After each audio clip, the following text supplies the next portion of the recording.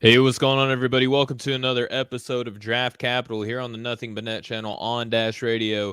I'm Stephen Gillespie, and for those who've been keeping up with the show, y'all know that my co-host Chris LeBron has been out due to personal reasons. I'm not going to get into I'm not going to divulge what it is, but if you know Chris, just prayers up for him and his family. He's okay, but just life happening and things like that. But again, you're not left with just me. You're in good hands because I don't think I would ever come on a draft show by myself, because far be it for me to think that I'm the leading authority on it, but I do my very best. And today I'm going to be joined by a very special guest, Chip Jones. Chip, how you doing today, man? Good to have you on. I'm good. I'm doing great. I'm excited to be here. I'm glad to join you. We've got some interesting stuff lined up, I think. Oh yeah, absolutely, man. I'm very excited to have you on. We've been getting to kind of know each other a little bit more over the past, couple days, and I'm really excited to get into the show. And just for everybody listening right now on the Nothing But Net channel on Dash Radio, expect this episode to go over the allotted time we have. But if you want to listen to the continued discussion, please go subscribe to the Draft Capital podcast anywhere that you get your podcast. You'll see, a little white building with a basketball in front of it. If you're watching live, you kind of see the icons here. Just go look up Draft Capital. You'll see mine and Chris's name. That'll let you know you're in the right place, and you'll get to listen to the entire episode with Chip here. But Chip, man, we got a great show lined up. But before we get into that, I just want you to introduce yourself to the listeners and the viewers who may not know about you and your work. Yeah, I go by Chip J NBA. I make videos on YouTube, and I also am pretty active on Twitter, talking about generally NBA draft stuff. I also watch a lot of NBA basketball. Previously, I wrote a lot of Bulls stuff at on Tap Sportsnet, but currently focusing on the YouTube and the Twitter, where I post kind of 7 to 9 minute, highly edited deep dives on NBA draft prospects and kind of draft theory and general basketball stuff. So you can check it out there. Yeah, absolutely. And so, why don't we get into a little bit of one of your videos here first before we get into the conversation that we had planned on? You did a couple great pieces. One of them, the most recent one, I think, is on Jabari Smith Jr., if I'm not mistaken. What do you look for when you get into these videos, man? Whenever you're evaluating a prospect and you're putting these videos together, because obviously it's not always just running and jumping and things like that. You have specific things that you're looking for when you put these videos together. What are those? Yeah, I mean, I think the first thing for me is like finding a topic I'm interested in. So the Jabari video in specific, I was kind of interested in Jabari because I felt like watching him play, it was just something a little bit odd to me. He's very unique, and a lot of people had really high grades on him, and it kind of was like gave me some weird sense. So I wanted to dive deeper.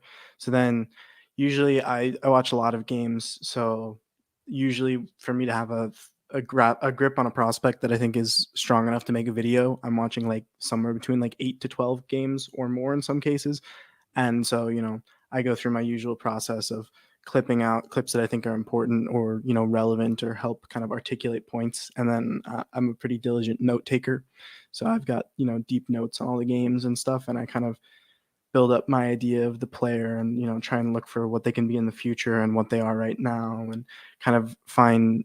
I'm not a big fan of comparisons because every player is so unique, but try to find players that kind of provided value in similar avenues that I think that the prospect can provide value in. So then after that, once I get all that done, that's the big hard work. Then it's just scripting and editing and stuff. So Yeah, I mean, and like I said, that Jabari Smith Jr. video was fantastic.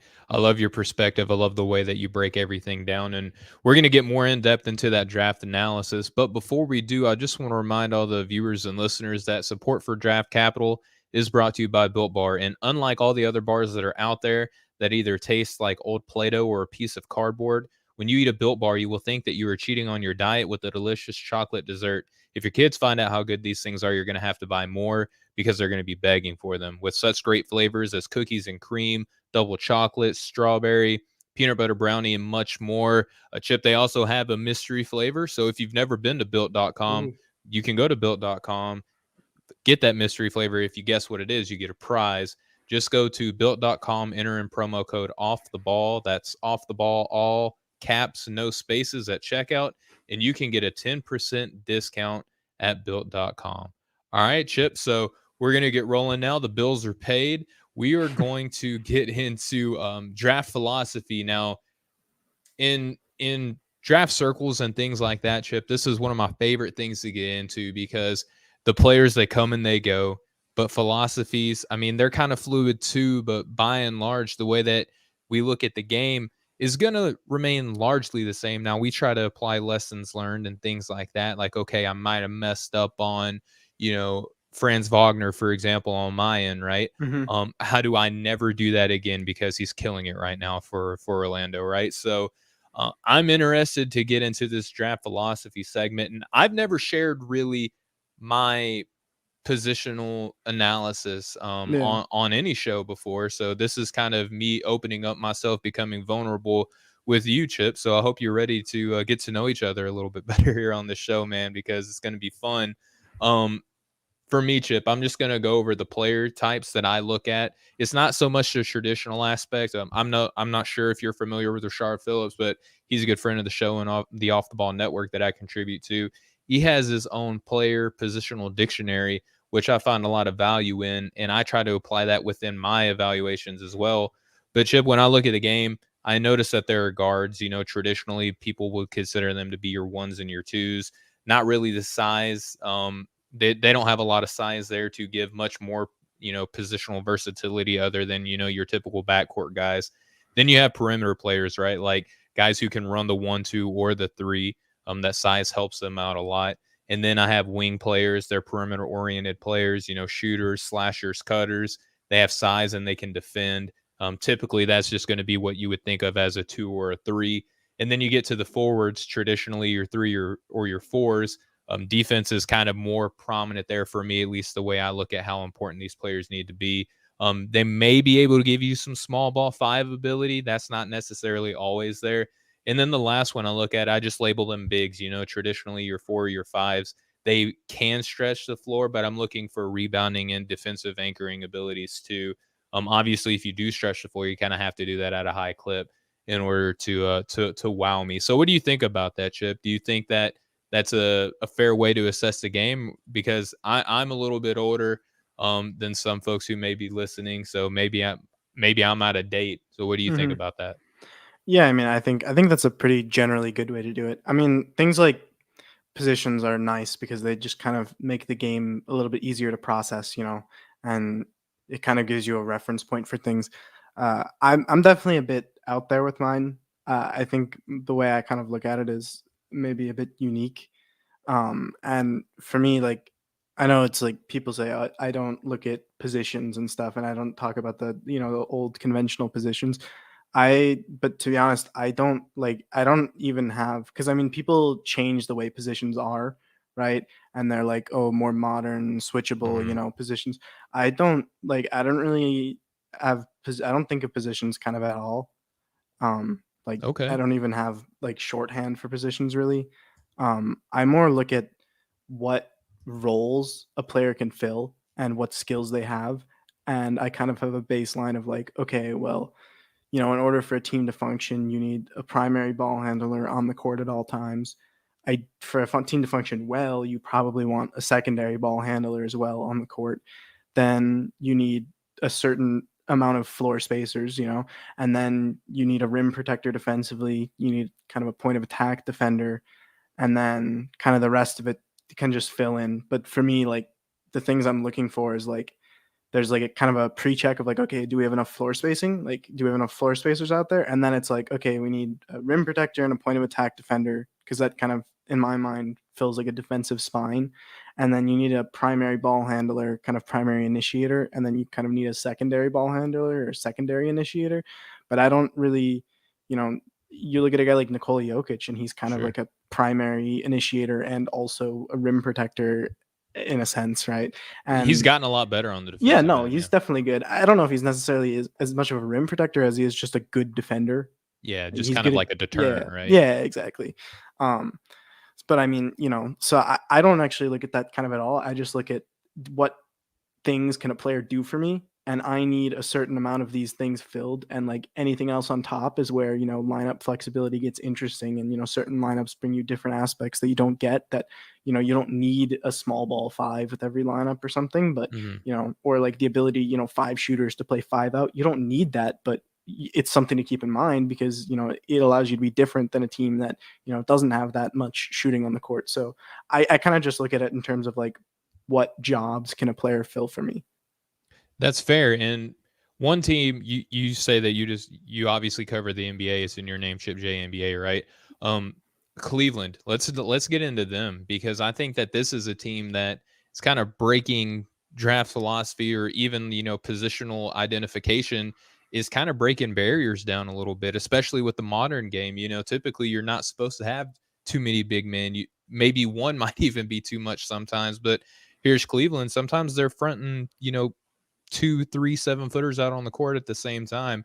So you say that you view the game a little bit differently. I'm curious to see how the way that you watch the game, how does that apply to a Cleveland Cavaliers? Or are they just kind of like a model breaker for you?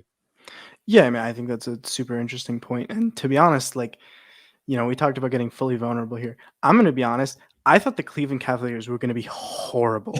I thought they were going to be terrible. And I was extremely wrong. I was like, people were optimistic, and I was like, I think they're going to be better than last year. But like, the Eastern Conference got so deep, and it It was was a kind of low like, bar though, right? yeah, it was like a low bar to get better, but at the same time I was like, whoever isn't good in the Eastern Conference is going to lose a lot of games, and we're kind of seeing that with Orlando and Detroit, right?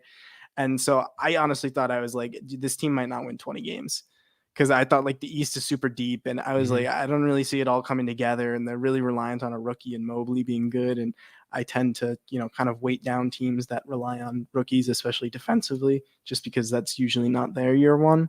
But I mean, power to him, like credit to him. I'm an idiot. I was wrong on this. I'm sorry, Dude, me Cleveland. too. I Um, was wrong with the team as a whole, and I was wrong on my evaluation for Mobley. I wasn't like out to lunch on him, but yeah, I didn't see everything that he's doing now, which, that's what we do, apply those lessons learned. And I mean, they had locker room issues with Kevin Love. They added Lowry Markkinen, who really didn't do much for the Chicago Bulls. So it's just like, okay, I guess that's a nice piece. Colin Sexton, there were trade rumors for him. yeah. Darius Garland and him sharing a backcourt together. What does that look like with two small guards? Chip, I guess the right answer is just throw as many 7-footers out there on the court with them, and I guess it takes care of itself, right? Yeah, I mean, I think part of it is like they have this really unique combo with Allen and Mobley, that like there aren't a lot of players that are 7 foot and are as kind of mobile and fluid as Mhm, Mobley and Allen. And I think that does a lot. And I think that's kind of the whole backbone of the defensive system for them. Cause I think, with Bickerstaff as a coach, it's defense first. And I think that's pretty apparent for them. mhm, That's kind of where everything lies. And I think the one thing that's really interesting for me is, I'm actually a Bulls fan, so I'm very familiar with Larry Markkinen.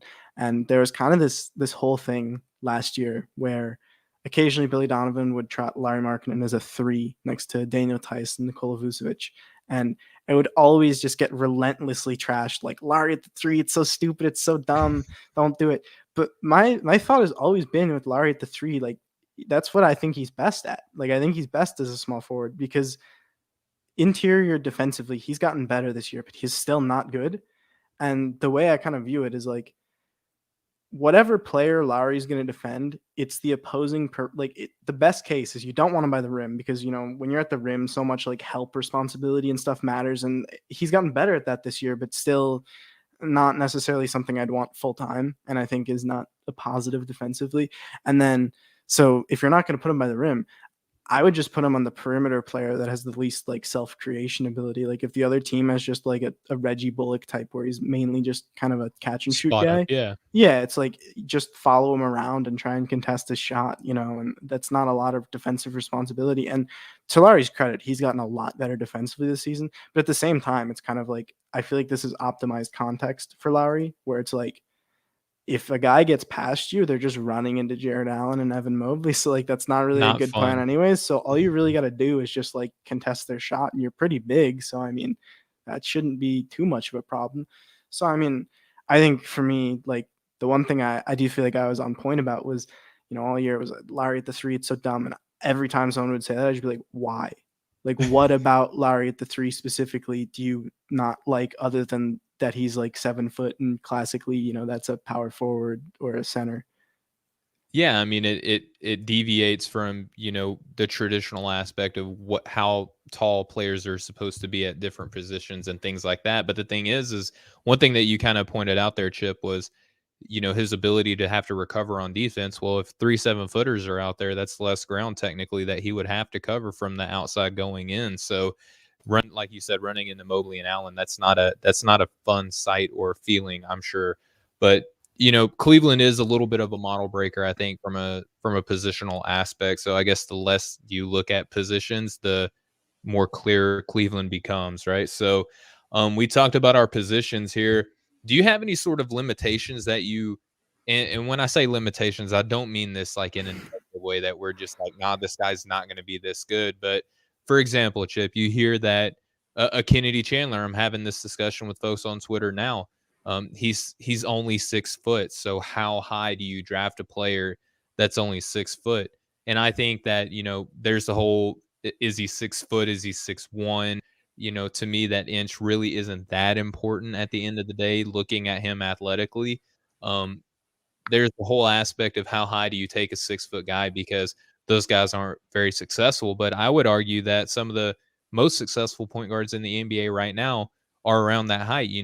Look at Chris Paul, Trae Young, Kemba Walker is former All-Star, things like that, right? There's more. We won't walk down that whole lineage there, but do you have any sort of limitations that you put on, like, say, height, or a position like a Jalen Duren at center? You don't take him top 10 because, big men are supposedly replaceable, but we see teams struggle when they don't have them, right? So, do you Absolutely. have sort of any limitations that you put on certain players, or?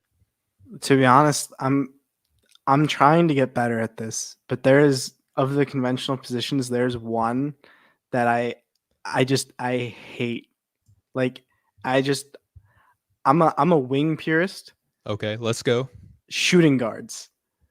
I don't like I'm very anti shooting guard, which is kind of ironic Okay. as someone who's a fan of a team that has Zach LaVine as their best player, but it's like, when looking at, I've done some, to step back for a moment, I've done some draft research on this, on like how which teams are the best at drafting, and kind of, what do they do that other teams don't. And one team that kind of stands out is Toronto with Masai Ujiri. Yeah, And just one thing draft the I've 6'9" guy, and you're Yeah, good, right? well, I mean, one thing I've noticed with them and with a couple other teams like San Antonio as well, I've noticed this. Um, and I noticed a weird trend where they don't really take guards early. Like, they're only taking guards late, which has kind of always been like a thing. Like, oh, it's like running backs in the NFL. You can get guards later. You don't need to take guards early per se, right? Mhm. But kind of looking, so that kind of made me look deeper into like guards in general, especially in like the top 20. That was basically my thing, was like, what about guards top 20? Like, what do I need to look at? And when looking at them compared to other positions, the one thing I noticed is like guards that don't have like elite shooting indicators, those guys bust at a very high rate. Like, Mhm. those are the most volatile players to draft, are guards that can't shoot. Do you Not have not any even like sort of, a reference that you could give us for, like, some players? Yeah. So I mean, I think if I pull it up really quickly, I think I tried to not look at like 2018 and onwards draft wise. Okay. Just because those players like haven't made it to their second contract, so it's kind of unfair to, You call it. can't s Yeah, you Yeah. can't say that it hasn't worked when it hasn't got the opportunity to run Yeah, its full exactly. course, right? Yeah. So looking at the guys, so for me, like, I kind of excluded top 3 picks from this, just Sure. because like top 3 picks are like, those are like the top guys. Like, Yeah, it's like those are easy decisions, right? those are guys who are expected to be stars and are already productive players. Like, they're the guys who are projected to be stars and are already like materializing that star power. But not But like, your Devin Bookers, your Jamal yeah, Murrays, right? exactly. Yeah. So going through like from players picks 4 to 20 were like my target area, and then my stipulation on guard was players 6'5" or shorter. Just to Okay. clarify, because sometimes there's, because I feel like once you're at like 6'6", you can kind of guard the threes like primarily, almost, even because you're big enough. Most threes are like 6'8" at the biggest. Sure. So for me, that was the height. So looking at 2017, you got De'Aaron Fox, which was not a great shooter, and I mean, definitely wouldn't consider him a bust. This year's been a bit weird. But then when you go down the board at 8, you have Frank Ntilikina, who's a guard who couldn't really shoot and is, barely hanging on as an NBA player. At 9, you have Dennis Smith Jr., who is, again, barely hanging on as an NBA player. You have Malik Monk, who is probably a good enough shooter to not qualify. Luke Kennard, same thing. Donovan Mitchell, kind of borderline, but looking deeper in his shooting numbers were pretty good. But again, that's, Yeah, that was kind of an outlier for him to fall as far as yeah, he did, right? I would probably be willing to take the L on that one. But that's all the 6'5" guys, I think, in that one. Then, you go to 2016, number 5, Chris Dunn is I wanted him to work so badly. not even on a team as a I guard who like can't Chris shoot. Dunn. Heald Murray were great shooters. You get Denzel Valentine was a great shooter, but he's horrible. Wade Baldwin didn't really work, although I'm not sure if he's listed at 6'4". Wade Baldwin didn't work. Malik Baisley was a great shooter. Karis LeVert wasn't, and he did work. So I mean, it's kind of an ideal where I'm willing to take the L at times, but then like even just really quickly, 2015, you've got Emmanuel Mudiay at 7. You got Devin Booker at 13, but he was a good shooter. Cam Payne was like a pretty good shooter, I think. Terry Rozier, this idea would definitely take the L on. And then at 19, you have Jerry and Grant, and at 20, you have DeLon Wright, who both are. I mean, DeLon Wright's a role player still, but he's not. It's like a lower end outcome. And Jerry and Grant completely flamed out of the league immediately. So I mean, in general, I'm kind of weary on guards that like don't have these great shooting indicators. So I think for me, that would be like the one big thing. I'm pretty anti the like, oh, don't pick bigs, backup bigs are replaceable super easy. I don't really fall in like Daron Sharp. I loved him last year. Like I wanted to put him so much higher. Like I think I had him like 23rd on my board or so. Yeah, like Koloko, Travion Williams, Ismail Kamagate in France. Kamagate, I love these. I love these like mid-first big guys. Like I get it, you can get them later, so like they'll fall to you. So like you only got to take him at like 27 or whatever, or 29. I think Dayron was, because no one else is going to take him. But I kind of feel like those guys get a little undervalued. I'm not a big one on that one. But the guard thing, it's like the one guy this year that's like currently really giving me trouble with that is Mr. Jaden Ivey. Jaden Ivey, I have a love-hate relationship because I mean he's such an explosive athlete, but like at the same time he doesn't really finish with his left. He doesn't really have a great left. Like he forces everything right, but I've been having this internal struggle of like I don't really think you can force him left because he's just so athletic, but also and I mean his shooting numbers are really good right now, but he had like some 3-game heater where he shot like 8 of 10 across 3 games, and that's kind of booing. Other than that, like 31% shooting or something. And it's like just looking at NBA players like that are starters in like the past couple of years that aren't 35% or better shooters and aren't their team's primary initiator. Like they're not the primary playmaker. If you're not a primary playmaker and you don't really shoot great and you're 6'5" or shorter, there are not a lot of guys in the NBA who start with all 3 of those qualifiers.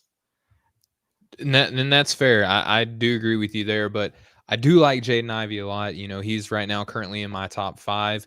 I think athletically he's already good enough to be playing at the next level.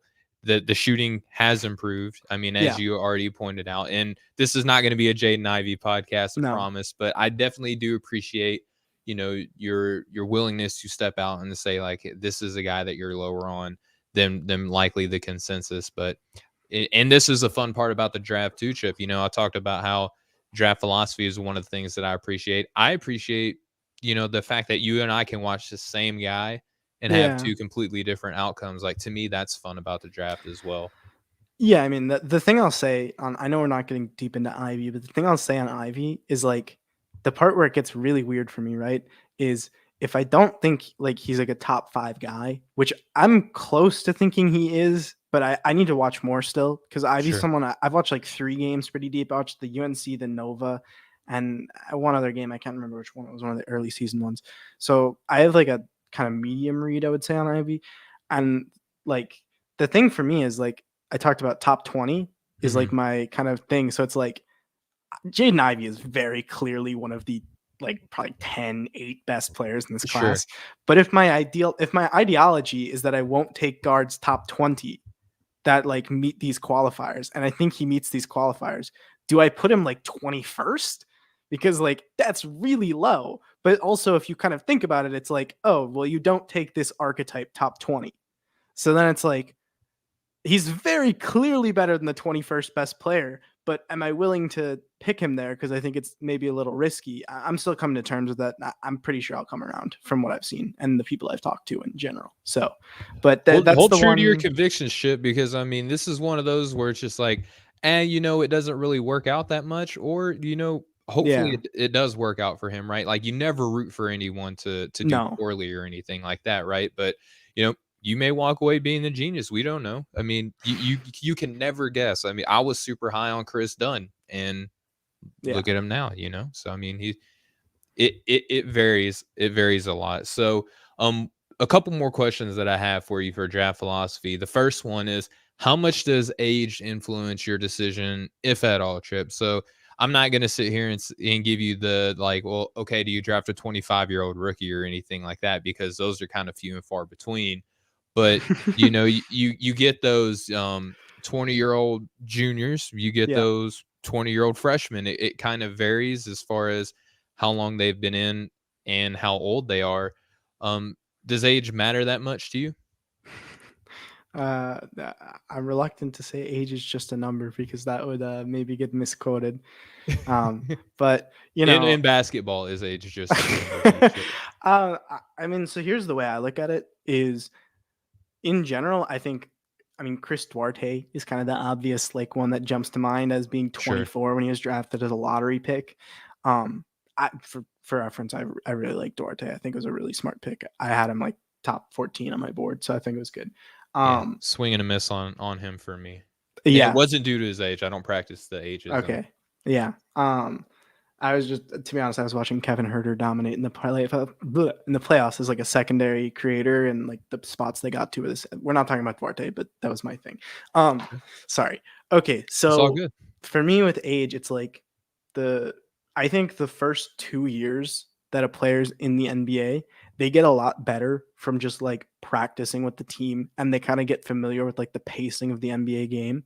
So I think like a guy like Desmond Bain or Chris Duarte, who were drafted a bit older, they're still gonna have like you see it with Bain this year, where I mean part of it's that his role's been increased, but at the Sure. same time, like he's definitely gotten a lot better, even though he's a bit older. And I think that every player has this kind of first 2 year bump of like just getting adjusted. So I mean, even if a player is a bit older, like Duarte is going to be turning 26 in his second year, but I still think he's going to have that first 2 year bump where he's going to get adjusted to the game and he's going to perform better because of that.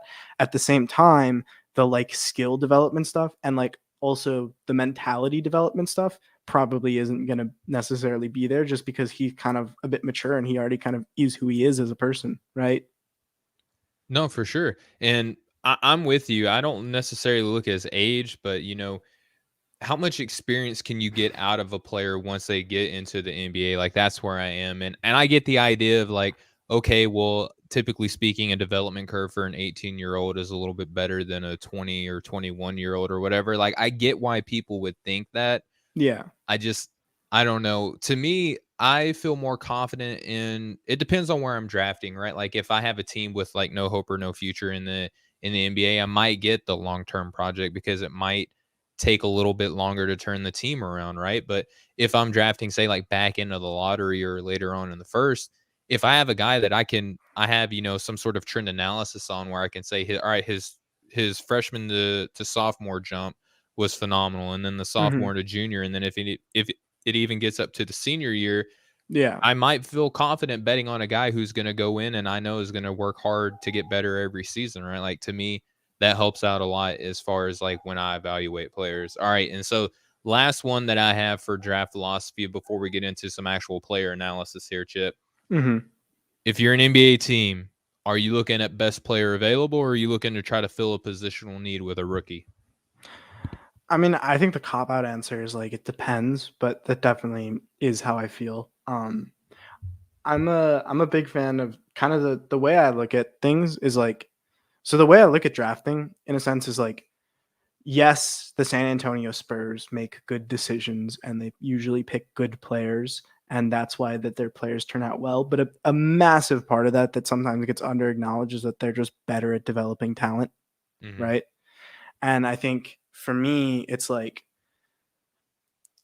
if the way I look at drafting is kind of I assume a position of my team has good development staff.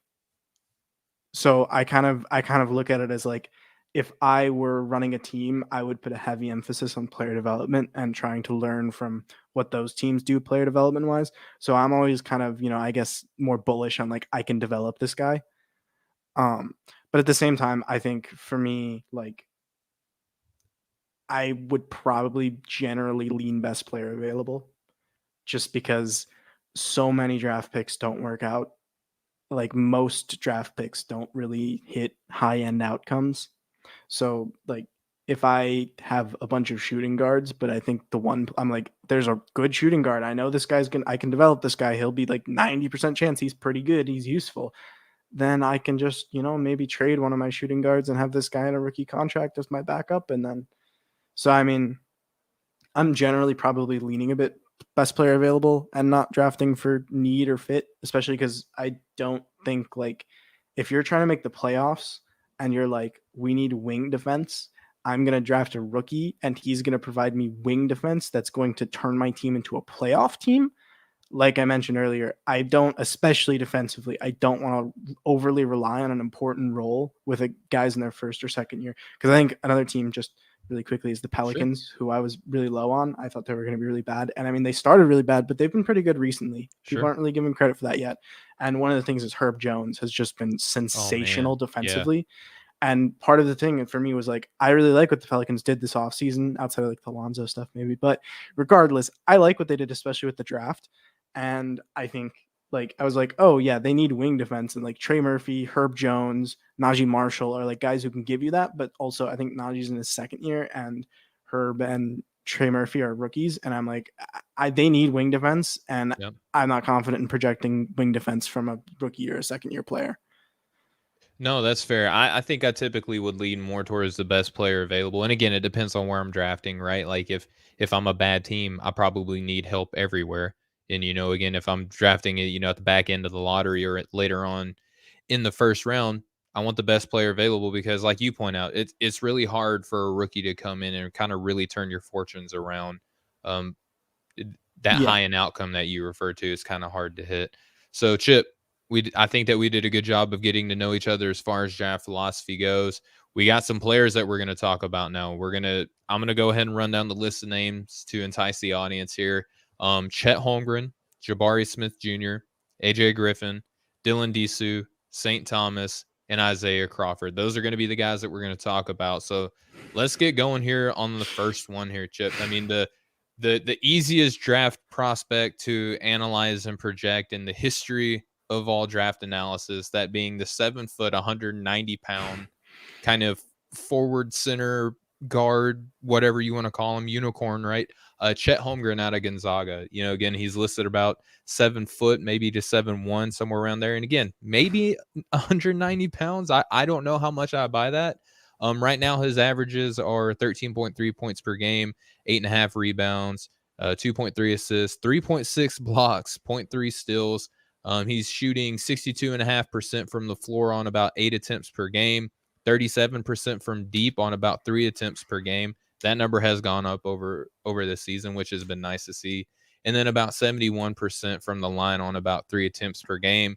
Per synergy, his offensive percentile overall grades out to be in the 92nd percentile. He's getting about 1.135 points per possession. Defensively, he's in the 83rd percentile, allowing only 0.651 points per possession. So, Chip, obviously those numbers are very good. Gonzaga is very good. They're featuring Chet in a system that I think that plays to his strengths. The points per game, the attempts aren't really there, but he's very efficient from the floor. What do you think about Chet, man, overall? And what are you kind of what are the good and the bad with him? Let's just get into that. Yeah. So the first thing I kind of like to try and, with Chet, I like to try and kind of clear my biases, because there's a lot of like deep cutting stuff on both ends, I think. Mm-hmm. And I think sometimes I really like Chet personally. I think sometimes I can come off as a bit overly negative about him, because his I think his strengths are like really obvious, and sometimes I tend to gloss over them, and his weaknesses are like maybe a bit something I dive into a bit more, because there are genuine concerns. I don't really keep a big board, But right now I have two players that are like the guys that I think I would consider as number one picks, and Chet is one of them. So Okay. I really like Chet as a prospect. He's probably one of my favorite guys in the class. So I mean, I've watched like every game of Chet's when he won MVP at the U19 FIBA World Cup and won the gold medal with Team USA. And I watched Chet's first like 10, he might have 12 games now, but I watched every game at the time that I watched. So I've seen his first 10 games this season. So I've like very deeply watched Chet. He's one of my So you're one of my familiar with the work of Chet Holmgren, is what you're I saying? am very much so familiar with the work of Chet Holmgren. So, I mean, the first thing that comes up with Chet that, like, people are concerned about, the strength, obviously. The first thing I have to clear is, like, Chet is one of the best defensive prospects I've ever seen. And there's, like, a very solid chance that he's going to be a perennial defensive player of the year candidate, kind of almost regardless of the strength. Like, even if he's still thin and he's mainly featured as a power forward, he's like exceptionally good defensively. His kind of spatial awareness, and I think like the block numbers are obviously insane already. Yeah, over 3.5 assists, Yeah, or excuse me, blocks per game. it's That's crazy. stupid. Um, Stupid. and I mean his kind of spatial awareness and his timing and all of those things. I think one thing that kind of throws people off with Chet is it's like, yeah, he's getting a lot of blocks, but like he's just bigger than everyone else is one thing that I hear a lot. He's like 7'1" with like a 7'6" wingspan. That's not going to change when he goes to the NBA. He's still going to be bigger than everyone else. That's true. He's still going to be the bigger same than height. like Yeah. 99% of players in the NBA. Like everyone else is going to get a little bit bigger, but like he's still going to be bigger than them. But I mean, I think first, like with the strength thing, he does a really good job of, he has this weird thing where he'll kind of stick his hips out to absorb contact with his lower body. And that kind of mitigates the impact that it has on his upper body, which enables him to continue his contests. And he doesn't really get pushed onto the rim a lot. I mean, it does happen at times, but he's pretty good at avoiding it considering how thin he is.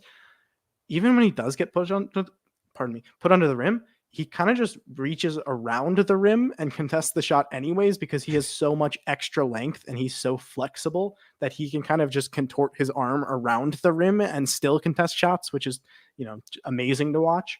The thing I would say that's like really big with Chet is I look at like Evan Mobley and Alperen Şengün and Onyeka Okongwu. Okay. All three of those I think have some kind of defining traits as rim protecting prospects and players in general that maybe don't get valued as highly as I think they should. So the first thing is like, when you think of a classic rim protector, it's, someone who's big and explosive and, they're strong and all of those things. And Chet is not really any of those things outside of big, but he has a really flexible upper body, which I think gets underrated because he's able to kind of contort himself around the basket and around finishers and around, other players and his own teammates to, come up with these crazy blocks. And I think that gets underrated a lot. And he also has really good ball tracking and hand-eye coordination, which allow him to he never loses. He always knows exactly where the ball is. And one thing that's unique with him is he has a lot of these blocks where they're essentially swipe downs, where he's just like, as the finisher is bringing the ball up to finish, he'll just swipe it out of their hands right before they even get the shot off, just because he is probably the best player outside of maybe Giannis that I've ever seen at tracking the ball and always laser focus in on where the ball is. I made that comparison in another podcast where it's kind of ironic because they're on the opposite ends of physicality spectrums, but as a now they are. Giannis wasn't necessarily a physical freak. Exactly. And I don't think Chet's, just to clear this, Chet's frame is rather thin. He's not gonna there's people out there that are oh, but what if he bulks up? He's not gonna get as big as Giannis. I'm willing to take I'm willing to take the L on that if he does. I would be highly surprised if he ever surpasses 240. How scary would he look at 200? That would be ridiculous. I mean, he would just be so different at that point. You can't even evaluate because it'd just be so changed, right? But I mean, I think Chet's defensively as a rim protector, he is genuinely sensational generational rim protecting talent. He is going to be an NBA player because he can space the floor, he can make smart passes, and he plays defense. And those are things that get you on the floor. And when you're talking about a player like Chet that's kind of perceived as a raw prospect, the one thing is like, oh well, if they get on the floor, they can get the reps. Like whoever drafts Chet is going to want Chet on the floor because he's good. Like Yeah. people kind of construe him as this like super high ceiling, super high floor. I actually think his ceiling is a bit lower than people suggest because I don't really see the whole offensive Kevin Durant thing ever becoming a thing. I don't think that's going to happen, but his floor is very high. Like he's going to be a good rim protector. He's going to be a good passer, and he's probably going to be a shooter. That's one thing where I have a concern that I bring up. I updated my numbers on this. So, like you said, Chet's shooting like 37% from three. I think it's worth noting he has 9 of 12 in transition and 4 of 24 in the half court. The splits there are pretty startling. Yeah, so I mean, he is shooting like 10% on threes in the half court or something along those lines. I guess it's like 12.5 or something. I don't know. He's not shooting very well in the half court on threes. And that's like the one thing that if that's not there, then I start to get a little worried with Chet. But outside of that, like he's just sensational. So I'm divided on how much I actually care about the full court, or excuse me, the fast break and the half court shooting there, because the position that he plays, I think, is going to really affect how important those things are. Imagine this, Chip. Imagine you're in a fast break and you have Chet as a trailer as your center. Typically speaking, the other big is going to be trailing out of there. So that clears the lane for your NBA athletes, right? So that's actually a plus there, right? In the half court, you might have Chet up on, outside, but then his passing ability, I think, is going to offset whatever shooting woes might be there in a half court situation. I'm not going to sit here and pretend that it's just going to all be, pleasant and hunky dory. I just don't think that those splits, because of the position that he plays solely, like if he was a point guard, right? If he's a 6'5" point guard, we're talking about something else entirely different. But I think his position, that kind of helps how, effective he is in those certain situations. No, I mean, I think that's a great point. And I think, like you mentioned with the transition stuff, like he is genuinely sensational in transition. Mm-hmm. And at the time that I made my video on Chet after watching his first 10 games or something, his effective field goal percentage in transition was like 104%. Like he was over 100% because he was like, how's that even possible? Because it weights threes as more than twos. And he was like 6 of 8 on threes and like 12 of 12 on twos. So it was like, that's stupid. 100%. I think it's in the 90s now, but like he's got to get those numbers back up there. I mean, he definitely is like a grab and go. Like he gets, it's not good enough. He's like a grab and go. Like he grabs rebounds and just goes full court. And it's like in the half court, like the dribbling and the shot making and everything hasn't necessarily been there. In transition, it is on full display. He's like saucing dudes with behind the backs into like picking up his dribble at the free throw line and taking 2 limbering steps and just dunking on 3 people. And like you definitely getting to the free throw line where he's a plus 70% free throw shooter. Yeah, exactly. So I mean, I think Chet's a phenomenal, sensational prospect. I really, he's just a joy to get to watch play. I would say like the strength thing, like he's not gonna get like 260 and be like Giannis or something. It's not gonna happen. Like he's got narrow shoulders, thin hips. Like he'll add weight. He just looks so funny looking. I mean, he's funny looking. I mean, for what we look at for a center, he's funny looking for the position he plays now. I don't want to see a yoked Chet. That would be frightening to see. Fearsome. That would be scary. And again, the passing ability, I think, is there. He's just super smart, man. And you point out the fact that people might look at that strength as a negative, which, maybe that it is at some points, right? But I affectionately refer to Chet as the Venus flytrap, because I think bigs, especially in college right now, right? Like they look at him and they're like, oh, okay, like I'm going to be able to back this dude down. He's like, yeah, come back me down. Boom. We're going the other way with the ball now because I'm that freaking awesome at interior defense. So I like Chet a lot, man. He's definitely within my top 3. He's not my number 1 though. I'm flirting with, I mean, we're not going to be talking about Paulo here. I don't know, man. Paulo might be my number 3 prospect, and I know that might be taboo for a lot of people, but I think if you look at how talented all 3 of these guys are, I don't think that it's that outlandish. Oh, I mean, I mentioned that I have 2 players in contention, and Paulo is not one of them. Bum, bum, bum. Chip, you and I are getting along great here. So if Paulo's not your other one, maybe this guy is. Let's talk It's not. Oh wow. Okay. It's the Well, third guy, who's the third guy? AJ Oh, Griffin. oh wow. Okay. Audible. AJ Griffin. I'm just learning so much about you today. Yeah. I have not heard this. AJ Griffin is your second best prospect. Yeah, I mean, I don't have a true ranking, but he's one of my two favorites at this point. Oh wow. Okay. Let's cover AJ Griffin. We were scheduled to talk about Jabari Smith Jr. here, but I'm enticed now. So AJ Griffin, he's a wing, is what I look at him positionally. Yep. He's 6'6", 206-ish pounds. Right now, we'll go over the actual like per games, right? He's 6.7 points per game, 2.5 rebounds per game, 0.9 assists per game, 0.6 blocks and steals per game. He's shooting 54.5% from the floor on a little over 4.5 attempts per game, almost 45% from deep on about 2.5 attempts per game, and 100% of his free throws have gone in a little over half attempt per game. Yeah. So that doesn't sound like numbers you would expect from a top two prospect here, but let's look at the per 40. And yes, I know that you can construe these out in a little bit of different ways. This is just an idea, right? 19 points per game per 40 minutes, 7.1 rebounds, over 2.5 assists, 1.7 blocks, and almost a steal and a half per game. Synergy has him in the 99th percentile offensively overall at 1.311 points per game, and only in the 53rd percentile on defense. I say that kind of tongue in cheek. That's still pretty good at 0.795 points per possession allowed. So Chip, sell me on AJ Griffin being so high to you, man. He's in my top 10. I'm Yeah. not, I don't think that I'm low on him, but you have him this high. Why is that? No, I mean, I think your ranking on AJ and anyone's ranking on AJ can be validated. So like the important thing to keep in mind with AJ is that he's coming off a pretty serious knee injury coming into this year.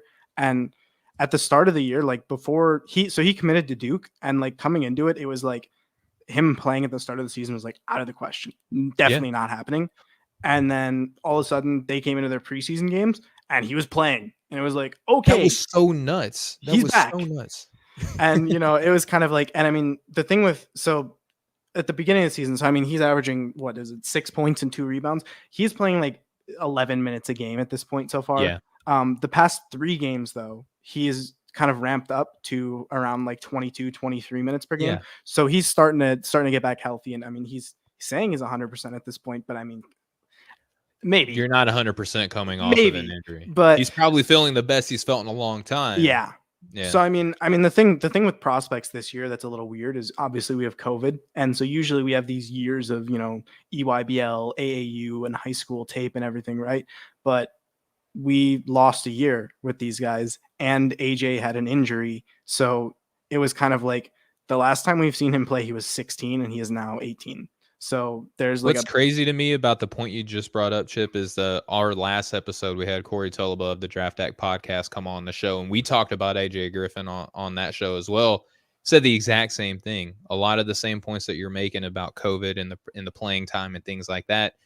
AJ Griffin didn't get a fair shake at any of those things. No, exactly. And I mean, looking at his statistics from his like U16 stuff, it looked like a mythical creature. Like he was putting up he was like, hey, this guy's like a hyper athletic wing that's putting up crazy numbers, and he's shooting 50% on pull up threes. And it's like, Not supposed to whoa, do that. that's insane. That's not normal. And one thing I will say is in your measurements, I think you said 206 pounds. That's, I don't know where you got that. He's definitely he's pushing like 230. Okay. He is sturdy. He is very strong. So I mean, he's like definitely on like Those might have been high school numbers that yeah, I found. on the I'll strength update that for quickness, sure. on the strength versus quickness scale, he's definitely more of a strength athlete. Like he's a strong kid. Yeah. And I mean, so I mean, he's 6'6" with like a 7-foot wingspan, like 225 maybe at this point. And so the thing with AJ is he's kind of like my basketball ideologies personified is the way I describe him to people. Like he's exactly what I kind of look for in a player. And the other thing I will say with my ranking being that high, like the stuff he has shown in college is good, but like he hasn't played enough minutes to validate being that high. So me having him that high is like baking in the fact that he's back now. And the last couple of games he's been playing like close to like 25 minutes a game. And I'm projecting that he is going to do that for the entire season. And the production isn't going to drop off. His most recent game played against Virginia Tech, who are in the Ken Palm ranked top 25. Not actually top 25, but Ken Palm has them top Sure. 25. So they're a pretty good team. And he did super well. He was like a plus 20. Like the game was really close, but in the minutes that they ran out like Wendell Moore, AJ Griffin, Trevor Keels, Paolo Banchero lineups, Smart and move. those lineups just clean. Like it just obliterated them. It wasn't close in those minutes. Well, they're all so physically Yeah, gifted too. it's crazy. And then they put Jeremy Roach out there, who I'm not a big fan of, but yeah, it doesn't matter. So I mean, the thing with AJ is like on ball, he's capable of getting to the paint.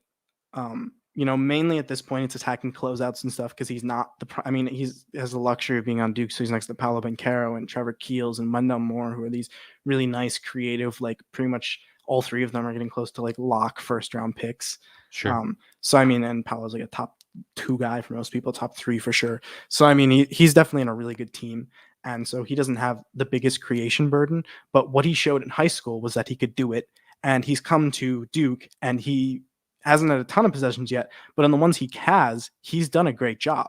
Like he's very capable of creating separation on like step backs and side steps. So I mean, the pull up shooting is like there, and I mean, he's currently shooting like 60% on twos and 45% on threes. Again, 99th percentile overall offensively Yeah, percentage. and like the shot diet includes those like pull ups and stuff. So Mm-hmm. it's not like purely catch and shoot stuff. So I mean, Or just offensively, at the rim finishes, yeah, even, right? exactly. And so, I mean, the thing for me with AJ is like he's capable. He's showing flashes of like, hey, this guy could be like an on-ball creator that's like running offense for you.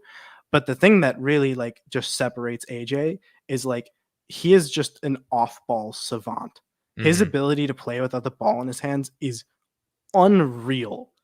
And there's, one thing I look at is there's not a lot of guys out there. Like there's a lot of NBA players who are good without the ball because the NBA just plays around stars naturally. So, Sure. if you're going to get minutes, you're going to have to play around a star. So you're going to have to be good off ball. There's not a lot of guys who are great off ball. Like guys that you kind of want off ball almost because they're so good off ball that having the ball in their hands is almost like preventing them from doing these great things. AJ's not like that because he's good on ball. Don't get me Sure. wrong, but like he is genuinely sensational. And the way I kind of look at him is I think AJ Green is like a lot of second stars per se. Like you look at like Boston with Jason Tatum and Jaylen Brown. Jaylen Brown probably doesn't really profile as like an off ball second guy. Ideally, maybe you kind of want him to have the ball a bit more and it becomes like your turn, my turn type thing. Like AJ Griffin genuinely profiles as a guy that's going to thrive as your second option and like be a very, very good one and also a highly impactful defender. So I mean, off ball, like the rotations he makes are just incredible. And he's constantly just super aware of what's going on. And I mean, the steal and block numbers don't look great, but when you put it in perspective of, Yeah, you per know, 40, it's stupid. It's per not gonna 40, be that, he's right? getting like But 3 stocks a game, blocks and steals combined. So I mean, that's like, but I mean, he's just an incredibly high field player, like super smart, has like a great frame. He's good athletically. He might not be great. He was great athletically, but he's had like a lot of injury problems. yeah, Like lower body yeah, injuries, it's that's the kinda hard big to come thing. back from. So I mean, and watching him play, you can kind of see why because like injury prone players are like take risks and kind of push their body in ways that they shouldn't that like aren't worth it. And he had this one steal where he looked like he was from the Matrix, where he was like bending backwards to like reach his hand under to get some steal, and it's like don't do that. Like it worked, but like you don't need to do that. That's really At risky. what I can cost, I AJ? can clearly tell why you've had multiple knee surgeries at 18. Like, and I think like I said, I come from a perspective of if I were to draft this player, I would be good. I would focus on development and stuff. So I would, focus on the biomechanical of like, hey man, maybe let's not like go full crab walk like Just randomly because while you your can do body's something carrying doesn't you the mean that other you way. should. Yeah. And so I mean, I think like the injury concerns are very fair and that he has not played a lot of minutes yet. So like I definitely totally get that people aren't in on AJ Griffin yet. But the idea of a guy who can like get to the paint and can get to the free throw line and can create space on jumpers and is a very, very good 3-point shooter, like if AJ holds what he's doing, plus like the prerequisites we have from like his high school stuff when he did play, he would have a very strong case for best shooter in the entire draft class. Like he was shooting 50% in high school on like high volume, and Yeah. he's come to college and he's, shooting like 45% from three and 100% from the free throw line, which I'm going to be honest, I've watched a lot of AJG fake a tape that's kind of fake because there was one free throw where he completely missed, but it was a lane violation. So technically, he He definitely got would have missed saved. one. He got bailed out. So he's a fake 100% free throw shooter. It's only like Yeah. Phony. 97% or something in Yeah. reality. So, but he's just a great shooter, and like the rotations he makes and like off ball, like when you genuinely really dig into what he's doing off ball and the way that it's providing impact is like you can really get stuck in some rabbit hole where it's like, well, technically he made this random cut and you can kind of attribute this defender following him to this. And then it set up an opportunity for his teammate that because he's in a good team, they capitalized on. And all of a sudden, It's a like, gravity assist, right? yeah, Yeah. exactly. Where it's like he had this one where he made some random unscripted like cut, like when players are like when his teammates are like posting up or something, he just makes these really random obscure movements into these like dangerous open spaces and is like, all right, well, someone's got to go guard him there. And then all of a sudden, it's not a double, it's a single team and his teammate finishes. And there was one against Virginia Tech where he like made some random cut across the paint and it was like as a shot went up. And then because he made this cut, like one defender had to go follow him. And so then another Virginia Tech defender boxed out his man. And if AJ didn't do what he did, that guy would have boxed out. The second defender would have grabbed the rebound. Instead, the second defender had to go follow AJ running across through the lane for some Yep. reason.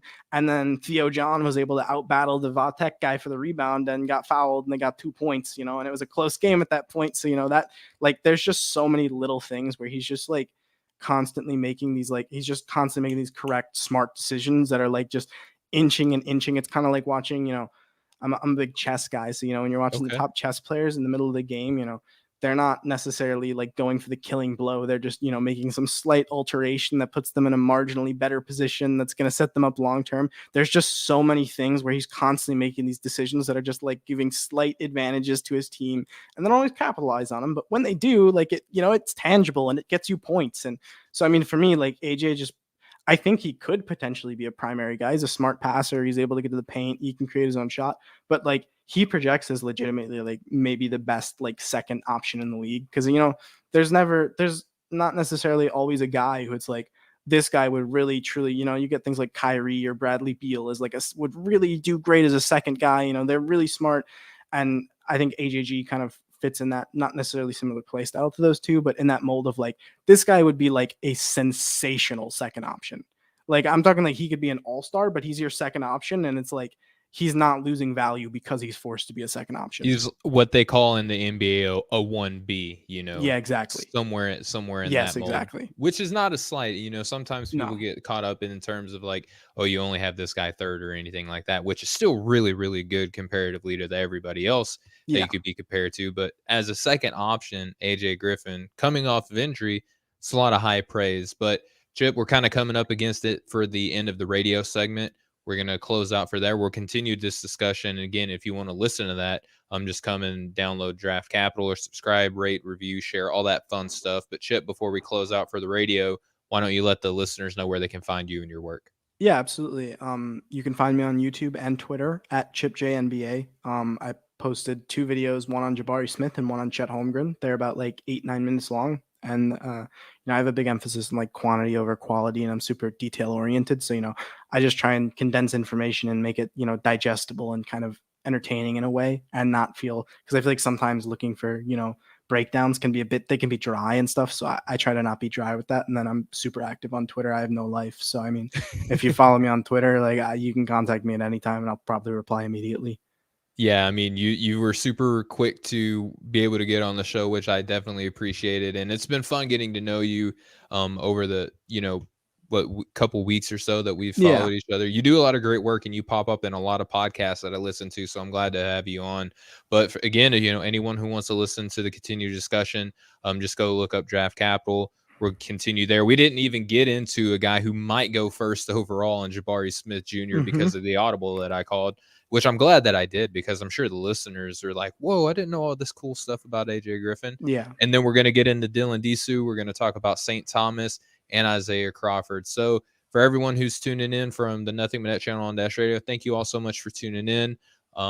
Again, like, share, subscribe, rate, and review. Come follow Draft Capital on your podcast for a continued discussion. But we'll close out for my special guest, Chip Jones here, for myself, for Draft Capital, for the fine folks over at Built Bar, and the awesome people on the Nothing But Net channel on Dash Radio. This has been Draft Capital. We'll catch up with y'all next time. Much love, everybody.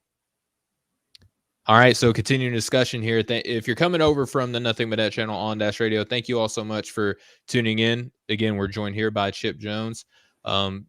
Just all around great talent evaluator, I would say. A great Twitter follow and YouTube subscriber as well. Again, Chip, just to recap, we went over draft philosophies, which was so much fun. We talked about the unicorn that is Chet Holmgren, and we audibled and talked about AJ Griffin, and you got me wanting to go to my big board now and move him up to number 2 just so we can watch the world burn together. But we're going to go ahead and talk about a lot of people's new number 1 favorite player in college basketball. It's no longer trendy to say, hey guys, I have Jabari Smith Jr. as my number 1 board. What do you think about that? A lot of folks are kind of shifted over to that thought process as well. So it's no longer trendy. Hopefully you guys can say that you had Jabari Smith Jr. number 1 when it was still cool. But Chip, let's talk about this guy, man. You did a video breakdown on him. A lot of folks have, man. Super fun player out of Auburn. I have him listed as a forward. He's about 6'10", about 220-ish pounds. He averages about 16 points per game, 7 boards, 2 assists, almost a block, almost 2 steals, shooting about 45% from the floor on 12 attempts per game, 45% from deep on over 5 attempts per game, and almost 84% from the line on over 3.5 attempts per game. Per synergy offensively, he grades out in the 84th percentile at 1.055 points per game. And defensively, 92nd percentile overall, allowing only 0.556 points per possession. I think I said points per game for the offensive end, but you know what I mean, points per possession. Don't beat me up over semantics here. Chip, your evaluation of Jabari, man. What do you got? So, I mean, Jabari really intrigued me. I don't know if you're following my thing on Twitter, but I at one point posted a top 5, and I did not include Jabari. So the entire replies were just asking me about Jabari. And I've been trying. Over the past couple weeks, I was really trying to figure out Jabari because I didn't really get him. He was weird to me. He didn't make sense. He's definitely. I mean, he's 6'10" and shooting 45% from 3, and face guarding guys at the perimeter and forcing a bunch of steals. So I mean, he's a super unique, crazy, talented guy. But I didn't really get him, and I think I've in my friends who I've talked to, I've started to become labeled as the un-Jabari pillar. Okay. I like Jabari Smith. I have him. So I had that Chet AJG tier at the top. Then I have a tier that is like Paolo and a couple other guys. Jabari is the top of my next tier, kind of. So top of tier 3? Yeah, essentially. So I mean, he's like maybe more around like the 7th, 8th range for me, not the number 1 that a lot of people have him as. So Jabari's cool and he is different, but there's like, I think people have started to acknowledge it recently, which is really good. But there's some very clear kind of limitations to him that people were, I think, glossing over, and we're getting to the point where people are starting to acknowledge and like be like, hey, yeah, these flaws are here. I don't think people have corrected their boards per se. I think most people are like, yeah, he has these problems, still number 1. Not that everyone should do what they think is right. I'm not saying people should correct and follow what I think, because I think that's terrible and boring.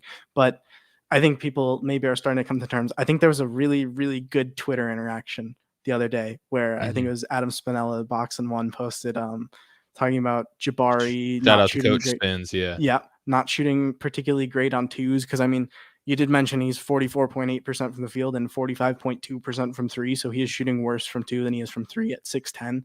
Yeah.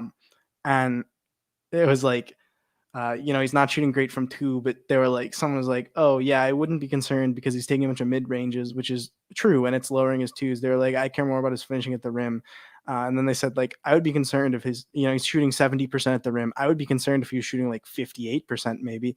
And Spinella replied, and I would have if he didn't. He is shooting 56% at the rim in the half court, which is very bad for someone of his size. Like for a top prospect that's 6'10", you're looking at like 70% in college. You want him at 70%. That's usually like the line for like guys that big. That's Chet like, Holmgren okay, is shooting right. like Chet's shooting like 93% at the rim. Yeah, Chet's not a good comparison per se because Chet's over 100% in transition or whatever. Well, that's what I'm saying. That like Yeah. if you're talking about comparatively to other guys, rankings wise, and maybe similar positions almost. I mean, Chet's a supernova from at the rim, right? Yeah, and Jabari is most decidedly not.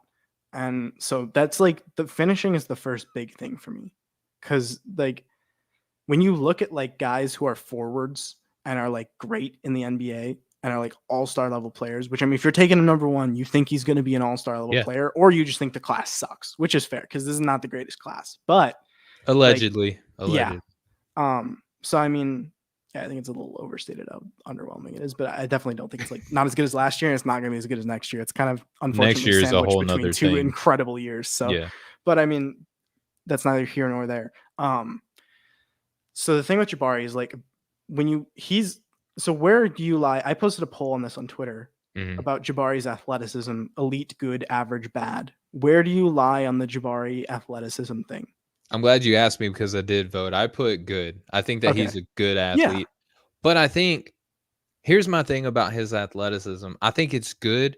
I don't know if in his role he's able to really flash it as much, like with what he's being asked to do. He's kind of like the primary creator in a lot of aspects for his team, so he's not really getting I don't think that he's getting as much like rim running responsibilities, because a lot of his offense, when it's not from the outside, it's kind of, let me try to back you down and hit a turnaround jumper over you. Like that's where he's getting a lot of his shots from.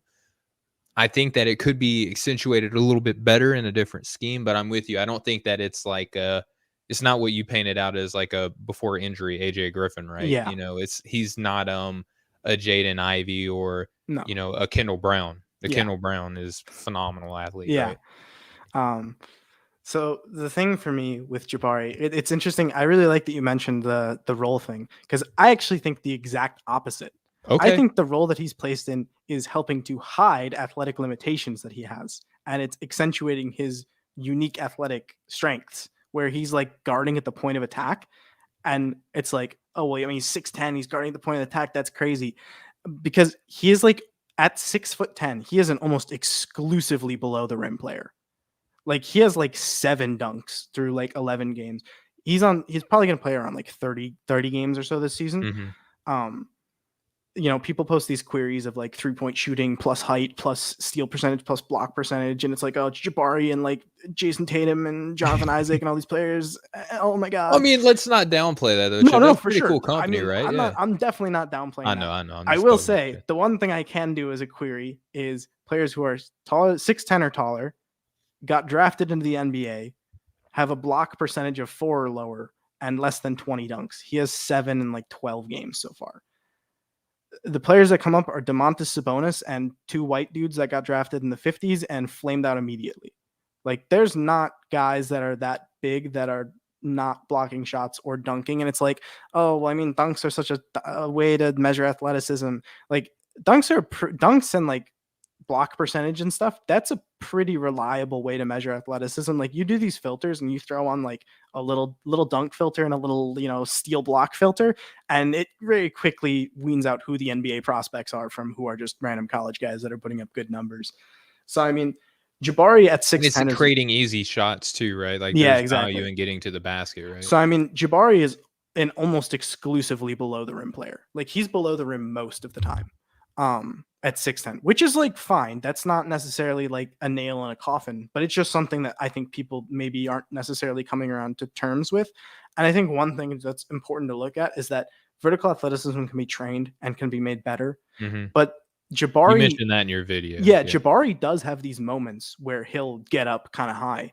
And But that's what leads me to believe kind of my point that I said earlier. Like yeah, it's not like he doesn't have the capability because we see it in game and you just touched on that. I didn't mean to cut yeah, you off, but no, there for are sure. flashes where it's just like I think the role is inhibiting him a little bit. Yeah, and the thing I would say with that is when I look at the times that he truly does get up, the one thing that stands out like a sore thumb to me is his load time. Hmm. Like he can get up, but it requires like I think I was hand timing it Yeah, on the ones on the he's had like 4 plays I think where his hand was at like the top of the block or like by the block on the backboard, right? Um, on average, his load time was like 1.67 seconds. So I mean, he needs like almost 2 seconds to load up to get that, and like that's not a window you get a lot in basketball, and sure. that's part of why. Like I tried to do the same thing a little bit for Kendall Brown, who was like similar sized, it's super explosive, like John Collins What esque was it, jump out point the three gym. seconds or And something like that? it's like 0.37 seconds or something. Like it's like instant. Like you give him half a second, Jaden Ivey, Kendall Brown, like they're up there. And Jabari, he can get there, but he needs his big load time. And I think one thing that's important to keep in mind is like, it's always like, oh, well, at the next level, everything's harder. I think the windows for stuff like that might actually be a little bit wider in a sense, just because the court is better spaced. So there's like more spacing around. So I actually think that might get slightly Less better. half court, less Yeah, clunky, and yeah, things yeah. like But that. Yeah, the thing is, like, load time is really hard to improve. There's not a sure. lot of guys who improve that because it engages a lot of different muscles, and it's not necessarily like it's like muscle memory and like your nerves being like, yeah, you can do this. And it's really hard to build that up. And like if he goes to a team, like I think for me with Jabari, I think like context matters a lot. I Sure. think, he's gonna be a 3-and-D player and be great on any team. He's gonna be a boon to them. He's gonna make them better. At the same time, if you want Jabari to be like a star player, I think development context is pretty important. And like the teams I really like stand out to me are San Antonio and Toronto as like teams that could be high lotto, mid lotto, and are have this better development track record. Um, pardon, because No, you're fine. he like if a team were able to develop load time, it would be the Toronto Raptors. I mean, OG Anunoby in college moved around like a tank, and now he's like a super fluid, creative athlete. And it's like, okay. So, I mean, if a team could develop it, it would be the Raptors. So that's one of my 2, favorite fits for him. But I do think there's concerns about like he is playing almost exclusively below the rim, and he only has a +2 wingspan, which isn't like bad, but it's not great. Like he's Yeah, 6'10", a 7-foot wingspan, and like when I watch him like contest shots or finish around the rim, it's not only that he's not like a head at the rim athlete, like his hands are below the rim. Like he is like very vertically limited athletically. And I think that like, when he's defending on the perimeter or even when he's defending post ups and, when he's taking these jumpers and everything, like that's perfectly fine. He is great at that. But I do think that the reason he's doing that and being asked to do that is because he can't do the other things. And I think a great example of that is the St. Louis game. I don't okay. know if you watched that, but against St. Louis, it was the one game where Auburn actually kind of turned away from Jabari in a sense because the way St. Louis was guarding, they were playing, maybe without a big and they were a bit 5 out and like, a bunch of wing defenders. And so Bruce Pearl made a great adjustment and he just stuck Jabari in the corner and ran pick and roll with Wendell Green and Walker Kessler and threw like Walker Kessler had like 7 dunks or something. He caught like 6 lobs. They just kind of stuck him in the corner. And when they were like, instead of, being like, okay, we're going to go pick and roll, let's have Jabari as the roller. They just were like, you stand in the corner, Walker Kessler, you're our guy for this game. And, he did great. He had like 17 points, 9 rebounds, 3 blocks, 3 steals, some ridiculous Walker Kessler stat line that he always does. Sure. So, I mean, for me, I think the athletic things are a little limiting for Jabari. And then the other thing is the functionality of his handle and also the finishing stuff. I agree with you on the handle because I think when people talk about him at that next level, it's like the one thing that I think that has to differentiate, and this is where I think people view him differently. There's a lot of people that look at him as like a wing player, and I'm like, whoa, I don't like. Yeah. He might be able to give you some minutes out there, but I wouldn't want to let him just live out there all the time because I don't think that the handle is quite there. Yeah, I definitely get that. So for me, like the one, like I mentioned this earlier and I kind of strayed away from it with the finishing, like the numbers aren't great, but like the tape, like really scares me because there's one thing that just kind of sits in my mind when I watch him finish. When he does these like transition finishes and he's like Mhm. open, he is always choosing to finish with his left. And when he's Yeah. shooting around the basket, he has some very ugly misses with his right. Like there's a couple clips of him having it fall. Like I have like 2 or 3 clips of him finishing with his right and it goes in. But like I have a lot of clips of extremely ugly misses with his right where it's like Connecticut not comes to even mind off the top of remotely my close, head. right? Yeah. Yeah. Exactly. Yeah, the Connecticut game has some good examples of that. And I think you know, the one player who no finisher would ever want to be compared to. People might not know about this one, but Darius Baisley in the OKC Thunder. Mhm. Baisley he's a fluid athlete. He's a good ball handler for his size. He's skilled for, being like a 6'8", 6'9" forward.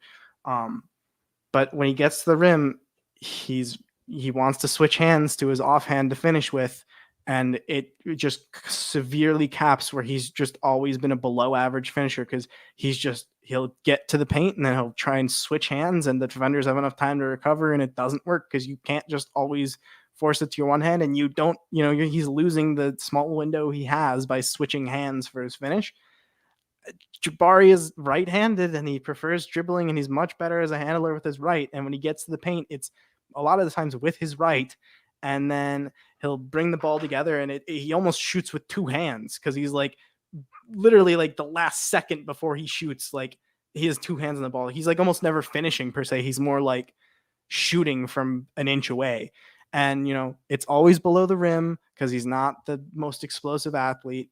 And the handle is already a little bit sus. And he's always wanting to switch hands to this non-dominant hand for finishing. And when you look at all-star level forwards, a lot of them are very good athletes, which he's not. So that already limits you. And then when you look at how forwards score at a high level, it's a lot of finishing around the rim when they get up to those high level outcomes that, separates an elite forward that's like an all-star from, a 3-and-D player. It's, they can get to the basket and they can finish. And Jabari's doing an all right job of getting there. He's getting better at that. But the finishing really scares me. And I think the other thing I would say that's like a big qualm with Jabari is, I talked about AJ Griffin, where he's the super cerebral, high feel player. Jabari Mhm. is not dumb. I want to like state this. He's a smart kid. He's Sure. clearly smart. But at the same time, I kind of look at intelligence as like there's like a spectrum of intelligence. He's clearly intelligent, right? But there's these 2 opposite ends of the spectrum. And I think AJ Griffin and Jabari Smith kind of, accentuate them very well.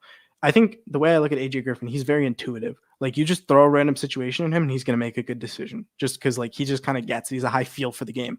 I don't think Jabari is a high feel for the game, but I do think he's smart. I think he's kind of academy brain is the way that people Okay. tend to describe it.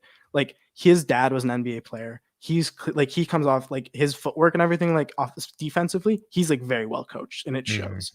And I think that Jabari, when he knows what he's supposed to do in a certain situation, he can execute it. And he's smart enough to identify that this is the situation I've been taught to do this. I'm going to do it and I'll execute it. And it's great. Right. But I do have this slight concern of like, he maybe comes off as a bit smarter than maybe he kind of naturally is. And when he gets to the NBA, he's going to be thrown in these situations. You want your forwards to be versatile, right? And Mhm. so, me with forwards, I really love forwards. And I think I posted about this the other day. I really value like processing speed and feel for the game in my forwards because you want your forwards to be versatile. That means they're going to have a bunch of different situations. I want a guy who I can throw him in a random situation and I'm pretty confident he's going to figure out maybe not the best answer, but a pretty good one, Sure. right? And I think An Jabari, educated guess at worst, right? yeah, Yeah. exactly. I think Jabari, like when he gets put in those situations, he either knows what to do or he just kind of freezes. And I think that really pops in the Syracuse game where Auburn kind of used him as this like zone breaker. Yeah. They He put had him in. some really strong I'm interested to hear your analysis. He has some really strong moments as a Yeah, playmaker, in my opinion, in yeah. Syracuse. Yeah. Oh, for sure. He had some plays where it was great, right? But the one thing I noticed is he had these 2 assists that really stood out where he threw these lobs, right? It Mhm. was I can't remember what the guy's name is off the top of my head. It wasn't Kessler. It was that one forward, so he's dunking. It's like Um, don't they remember. call him Stretch, I think it's, Yeah. I have Flanagan in my head, Babatunde, but it's what's not his him. last name? Yeah, I can't remember it. Yeah, go Yeah, sorry. but Auburn had this wing and he threw I think 2 dunks to that guy. But those dunks looked great, but he had 25 possessions where he was this zone breaker and in like 12 of them he just eyed that one lob and then it wasn't there on 10 of them and he just did nothing with the ball And then the two it was there. It was like, whoa, yeah, that was sick. That was great, right? Sure. But it was like it kind of felt like going back to the academy brain point. He was coached, like they coached him before the game. We're like, hey, this is one of the reads. It was kind of like a quarterback where he's the I got you. I progression see of where you're reads, going. Yeah. right? And when he was put in a position and one of those reads was available, he like could make the read, and like he's very skilled and he like identifies the situation. But when he gets put in these situations where that read isn't there, he kind of just stands there and is like, I don't know what to do. And then he just either pulls up a contested jumper or just resets the position back out to the point guard, and he's wasted 12 seconds off the shot clock and didn't actually do anything. That's fair. That's fair. And I appreciate the analysis that you're giving about Jabari, because you're not really hearing much of what you're putting out there now. But thinking back on the situations that you're giving me, I mean, that's fair. I got to go back and watch some Jabari. I may bump him all the way out of my first round now, Chip. I mean, I definitely I'm would playing. not I'm playing. recommend doing that. I'm, I need to I'm playing. clarify that I'm not advising that. Like, I think anything below, like at the least optimistic, anything below like 9 would be like egregiously bad. Like, he's clearly a top end lotto guy. But at the same time, the one other thing that I'll bring up is like my last point on like Jabari maybe concern is offensively the footwork. Defensively, his footwork's sublime. Yeah, Like, it's phenomenal. it's unreal to watch. Like, he is a perimeter defensive savant. Like, I'm well aware that Jabari, like, I think he will be one of the best wing stoppers in the NBA as long as he's healthy. God forbid. Like, as long as he's healthy, he will be one of the best wing stoppers, if not the best wing stopper in the NBA. Like, he's going to be defensively great as an on-ball defender against wings. Help defense, maybe not as great, but I still think he's pretty good. And I think he's a smart kid. So, he'll get the experience, and the academy brain will kick in, and he'll know how to, deal with things. Like Jay Crowder kind of just has experience and he knows how to deal with things. I think he's a pretty good example of an academy brain wing where, he's built up all this experience and now he knows how to deal with things, and it looks great. But that's not my point. My point is the offensive footwork, right? When I look at his offensive footwork, like when he's as a catch and shoot guy, because again, the kind of academy brain thing drills through, like it's so clean where like he's like so well practiced and like catch, my foot shot base is perfect, get the shot up, great. And when he's not in those situations, yeah, exactly. It's beautiful. I mean, he's shooting like over 80% from the line, 45% from three. And that's extremely legit. I will promise he is a great shooter, right? So the concern is like the way that he's kind of moving with his feet, his footwork, it needs a lot of work in my opinion. And one thing that's kind of important to note is like, when you watch guys with great footwork, I think my friend Draft Pow, great. Yeah, he's super smart. He's smarter than me by far. I haven't had him on the show yet, but I've seen a lot of his work and heard. A lot of my Jabari thoughts, like to be honest, for like 2 weeks we just back and forth about Jabari. So that's like a lot of what I'm saying is like I would not be where I am without him, because it was kind of fun because he was like really high on Jabari coming into it and I was really low, and we kind of met in the middle somewhere.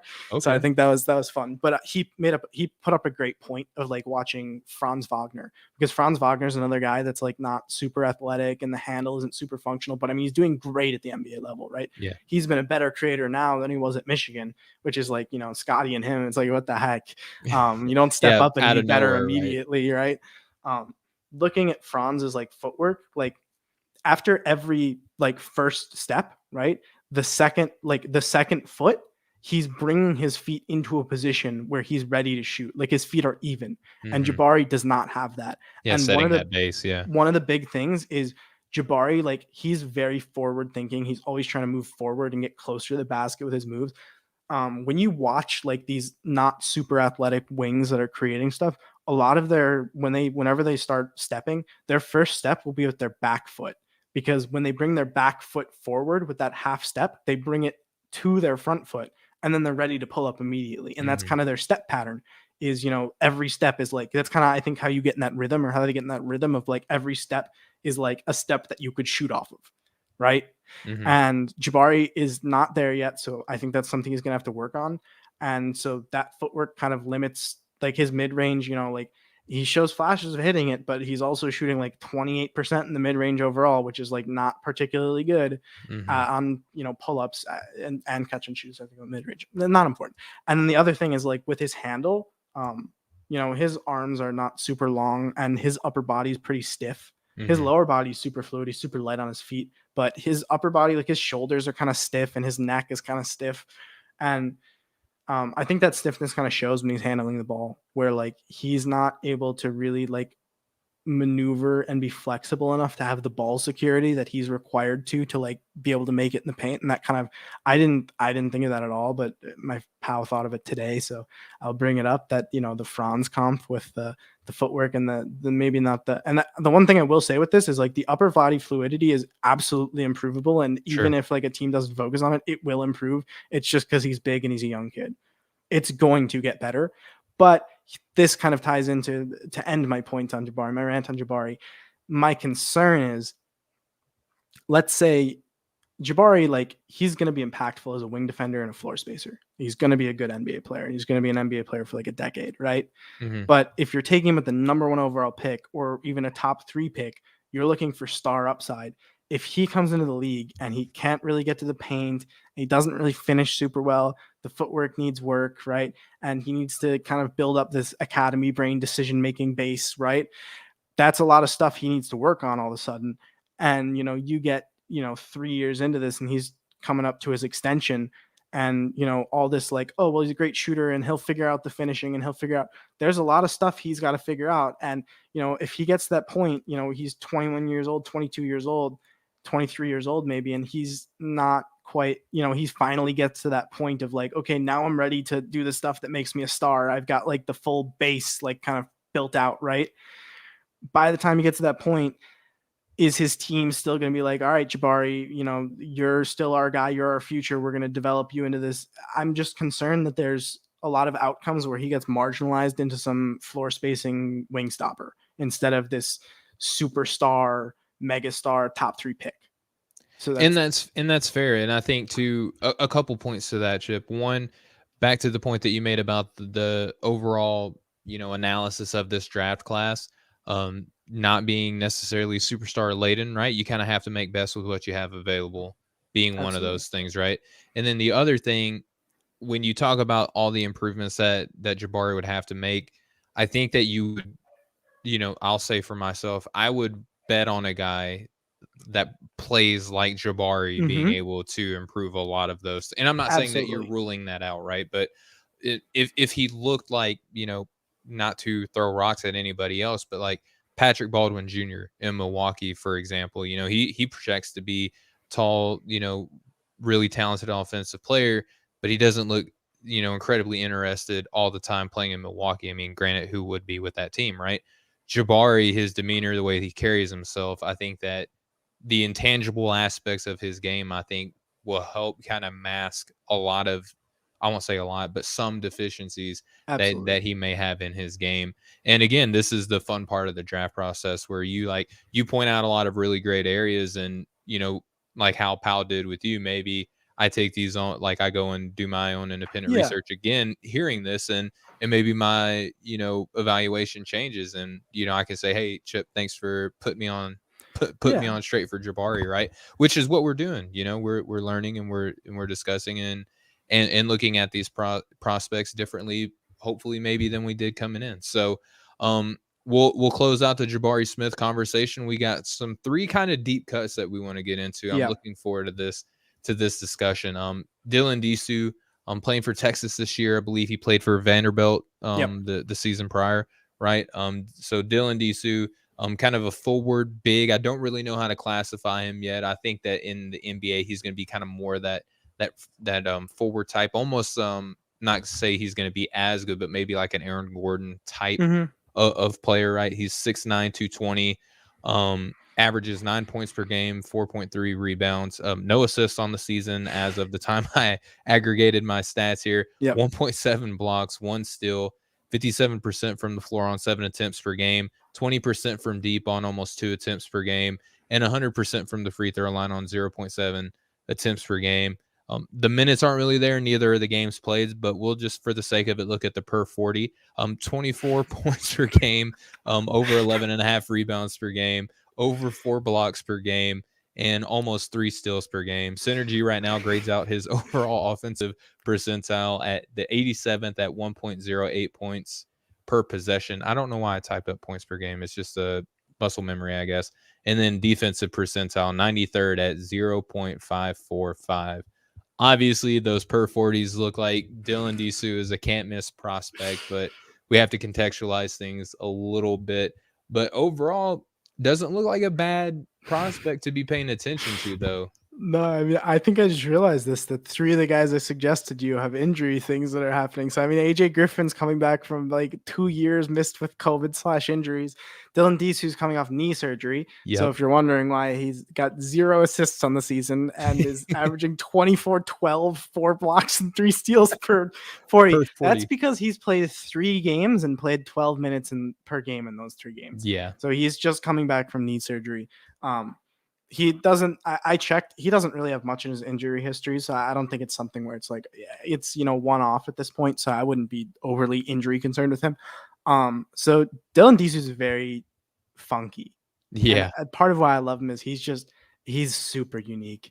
He's just like a gadget player, for Yeah. basketball. And so the way I would like, the first thing I would frame with Dylan Disu is like getting familiar with kind of his movement patterns and his athleticism. The player in the NBA that I think is kind of a little bit topical, he was more topical at the beginning of the season from last year's draft class, is Delano Banton. In Toronto. His movement pattern and style is very similar to Delano Banton, where kind of the things that I think categorize them as they're very thin. He's like 6'9", 220. Banton's like maybe 2 inches shorter and like 2 inches less on wingspan, so he's like a little bit smaller, but they're both forward size, big guys, long arms. But I think the things that kind of, for me, like athletically, they're not super explosive. Like he's not super quick. He's not like an electric leaper, right? Sure. But they're both really light on their feet, and they both like are really quick and like changing directions and stuff. And they're both very flexible with their upper bodies, where, when you get to like 6'9", 6'10", you tend to get, stiffer guys. They're super flexible and like lanky, and they like you said, Inspector Gadget. Like, Yeah, he's fun to watch move. Honestly, it's like so funky and weird, but it's good. And for my extra credit nerd word, there's the proprioception, that kind of body's understanding of its limitations and the way that you can move and like where it is. Because when you're growing as a kid, it's kind of bad where you're like, I'm not used to my leg being this long, so you like trip over your own feet or something, right? like watching my my 2-year-old son. Yeah, he doesn't know what he's doing yet. So I mean, that's proprioception. I think Dylan Disu has a really good proprioception. So like, thank you for turning me on to that word. I'm from Arkansas, so you have to forgive me. I was going to ask you what that word. Oh, don't worry. So yeah, he's pretty comfortable with like the way it's like a little hesitant at this point because the knee surgery is just coming back from. But watching him last season, he's like very comfortable with the way his body's able to move and stuff, and it's a unique way to move, and he's comfortable with it. So that makes him even more unique, right? Because most people like that aren't like that. So then the second thing I would say that like I've kind of got 3 things that qualify him, because Dylan Disu is pretty deep sleep. Like no one knows who he is. Yeah. I had him on my board. I will say, of the 3 guys that you gave me, I did have Dylan Disu on my board. And it was like, about 207 at the time that you sent me these names. It's since gone up, I think, 10 players. But yeah. I respect that. I give you a lot of credit. I give he's not a name that people know, and he's a name that they're gonna know. Well, thank you. Yeah, so I give you a lot of credit for knowing that one. So one thing I would say is he's a junior this season. But he's, I think, pretty young for a junior. He'll be 21 on draft day, but not like actually he might be old for a junior, but he'll be 21 on draft day. Sure. So of players last season, he was a sophomore. Of high major players that were in high major conferences and underclassmen, so freshmen and sophomore that were in high major conferences, box plus minus, it's kind of an all-encompassing stat that people use for college to kind of just, because I mean there's so many players. So I'm not a big analytics guy, but there's so many players. I love analytics. I don't know if box plus minus is necessarily my favorite for an entire season, maybe for like a game, maybe, but a whole season is kind of funky. So there's the BPM that like kind of helps people filter who's doing things in college basketball. Among high major underclassmen, he ranked 42nd in the country in box plus minus. And for a little relative comparison, 2 other well-known returners, he was 42nd. Jaden Ivey was 39th, and Keegan Murray was 31st.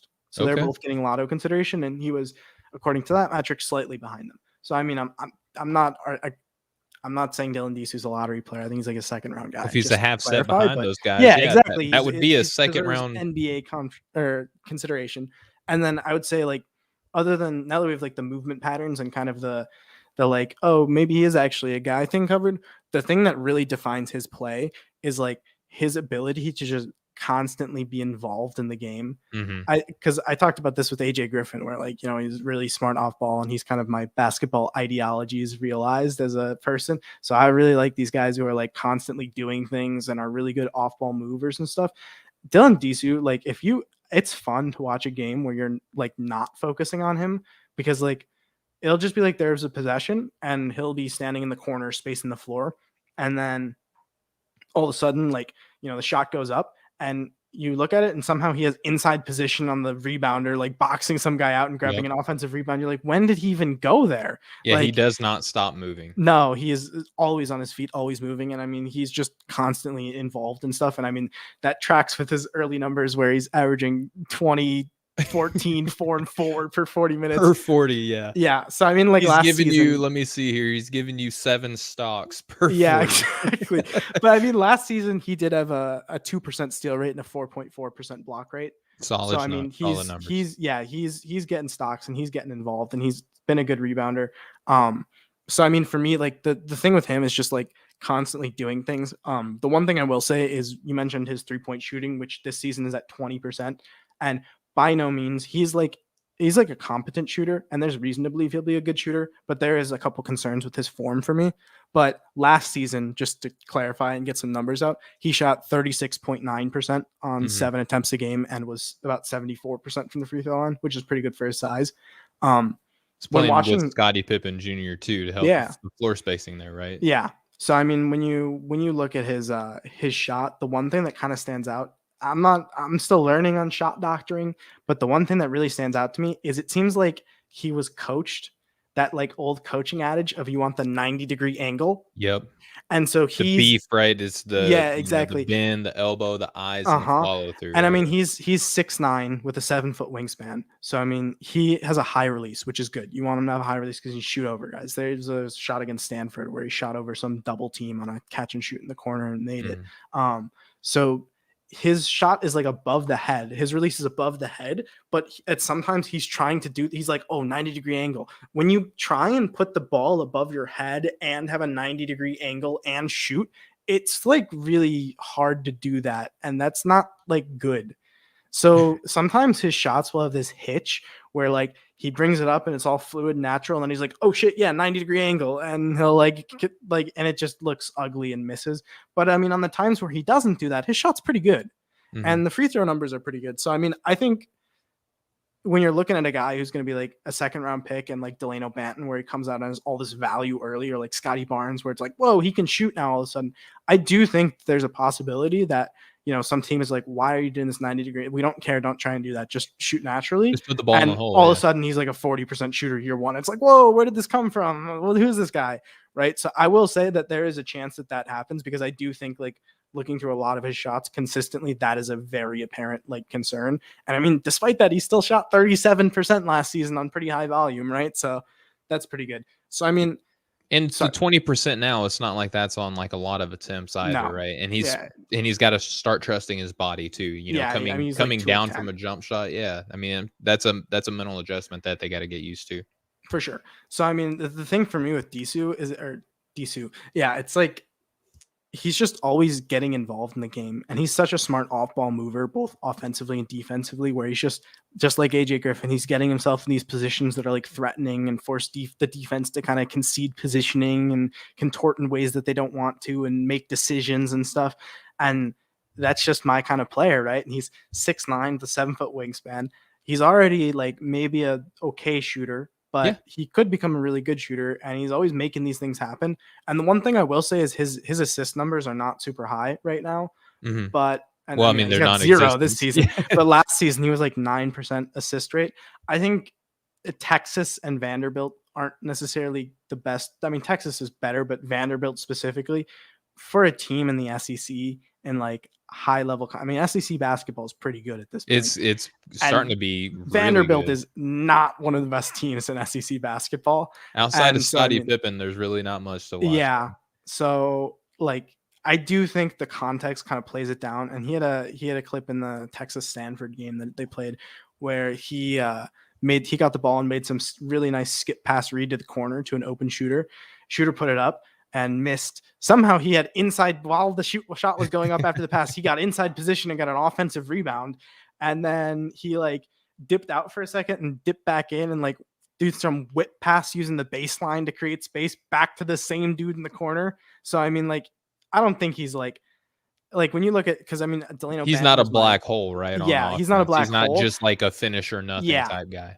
And I would also say that he's definitely not like, he's like with the Banton thing. I don't know if I covered this. Their play styles are not very similar. It's just the physical Correct. things, just to clarify that. Because I mean, Banton's like a Sean Livingston comp point guard where he's like, he's a table setter. Dylan Disu's not doing that. He's just like making smart decisions defensively. And I do think he's versatile enough to like, I don't think his block numbers were like 4%. He's a better vertical athlete than like Jabari, who's like exclusively below the rim, but he's not like a super explosive athlete. He's not like really above the rim a lot. A lot of his blocks are like, he's like helping because he saw something and was in the right spot at the right time and he blocked some dude from behind. Yeah.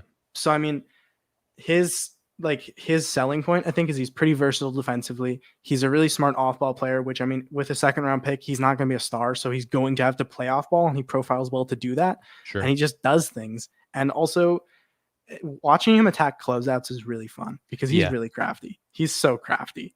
And like he'll have like, I think it like 70 makes at the rim and like 10 of them were dunks. So it's just like 62 of these like attacking a closeout and like contorting around some dude with his kind of length and feel for his body. And, you know, he's got pretty good touch and he'll like do some offhand wrapping around finish and it's super fun to watch. So, I mean, he's just funky and fun to watch and useful. And I mean, what more can you ask for in a second round pick? I mean, I don't know. 57% field goal percentage is pretty good. You know, the rebounding, I don't know if he would average 12 rebounds a game he won't. per 40. But he's a very good rebounder. I will say that on both sides of the ball, too. So, you know, a forward who can rebound, who can finish, and maybe projects to be a good shooter. I mean, that, like you said, what else could you want? Last question I have for you on Disu. We got two more guys that we want to discuss. Do you think that he comes out this season, or do you think he's best served playing one more year? I think he'll come out. You think so? I think the thing is, like, I think by the end of the season he's starting for Texas. I think he might be Texas's best player. So I mean, I think they kind of know that because they're kind of pushing him into doing things.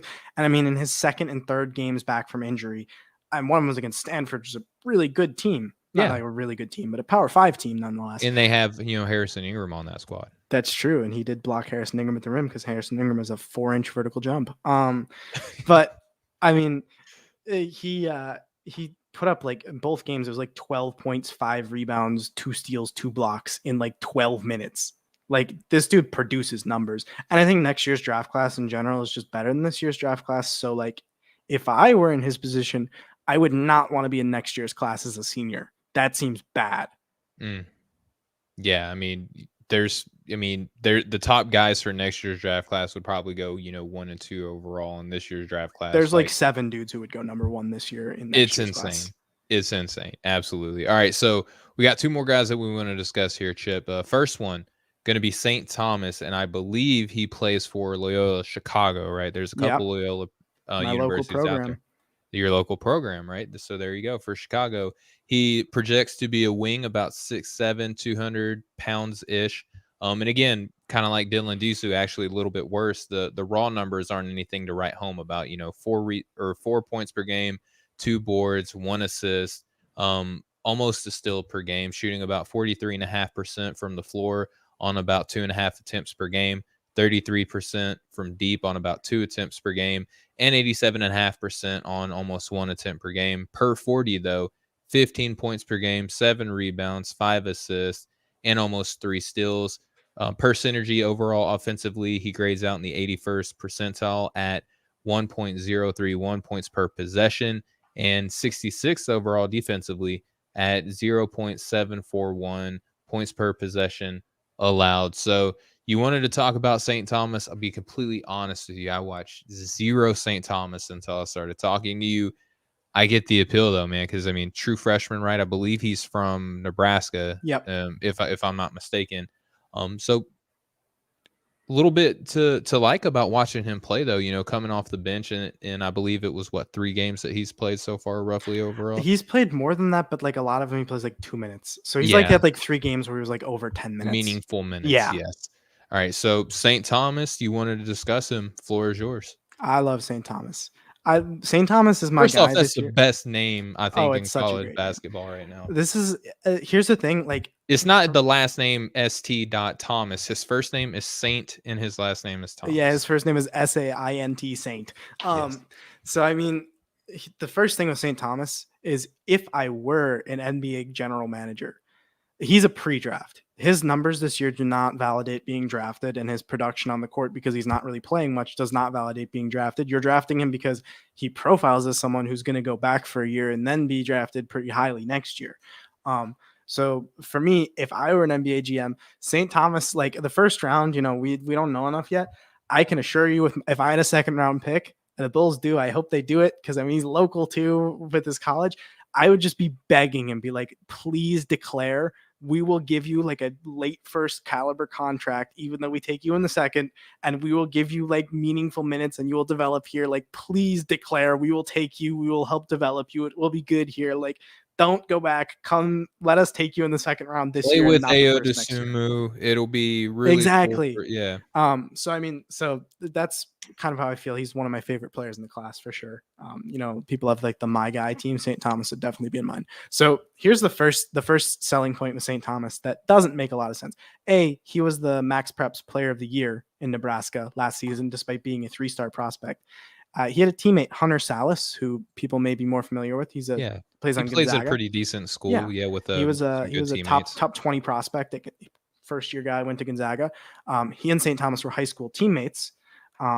St. Thomas played less minutes, but had more points, more assists, more rebounds, I think more steals and more blocks, and was shooting like 8 threes or like 6 threes a game at 45%. So, I mean, he outproduced Hunter Salas pretty much in every category. Salas was like a top 20 prospect. St. Thomas was like 250th. I couldn't tell you why. I think it's AAU stuff. Mhm. But just to put it out there, he was on the same team as a top 20 guy and way outproduced him. So I mean, he's 6'7", 200 pounds, like you said, as a 19-year-old. So I mean, he's got a strong frame and he's got Yeah. a longer wingspan. I don't have an official measurement, but it's definitely not like a wingspan that causes concern. It's probably also not like an elite one. Maybe it's like +2, +3, something like that. It's a respectable one, but not Yeah, anything, yeah, to oogle exactly. over.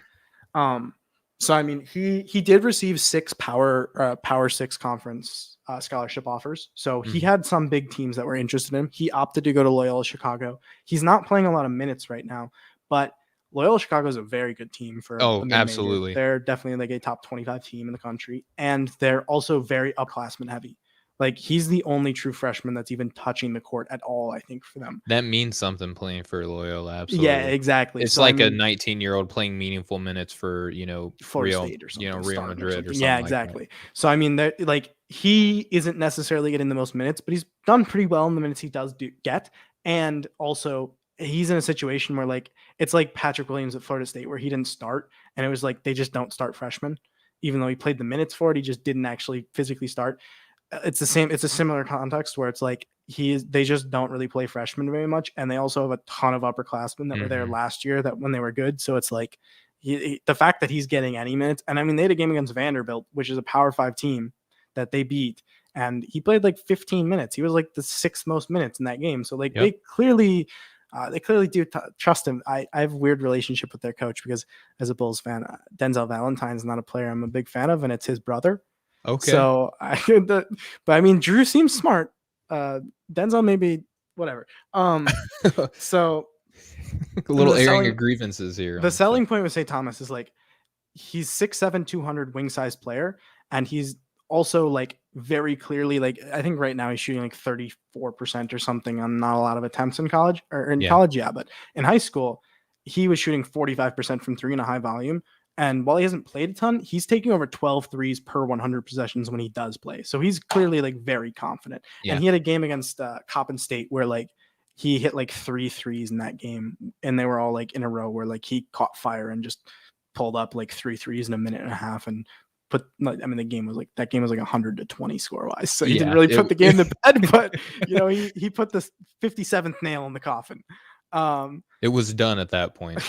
That's why he had 20 minutes in that one. So I mean, he's a knockdown shooter. He's got a Mhm. good frame, and he's like a smart decision maker. I mean, I'm repeating myself, but there's a reason that I like these guys because I've You talked. brought up the names. There's a common thread here. I'm starting Yeah, to I notice. mean, we Yeah. talked about 5 wings and a big, and in the intro, we talked about how I don't necessarily like guards a ton, so maybe I have a type.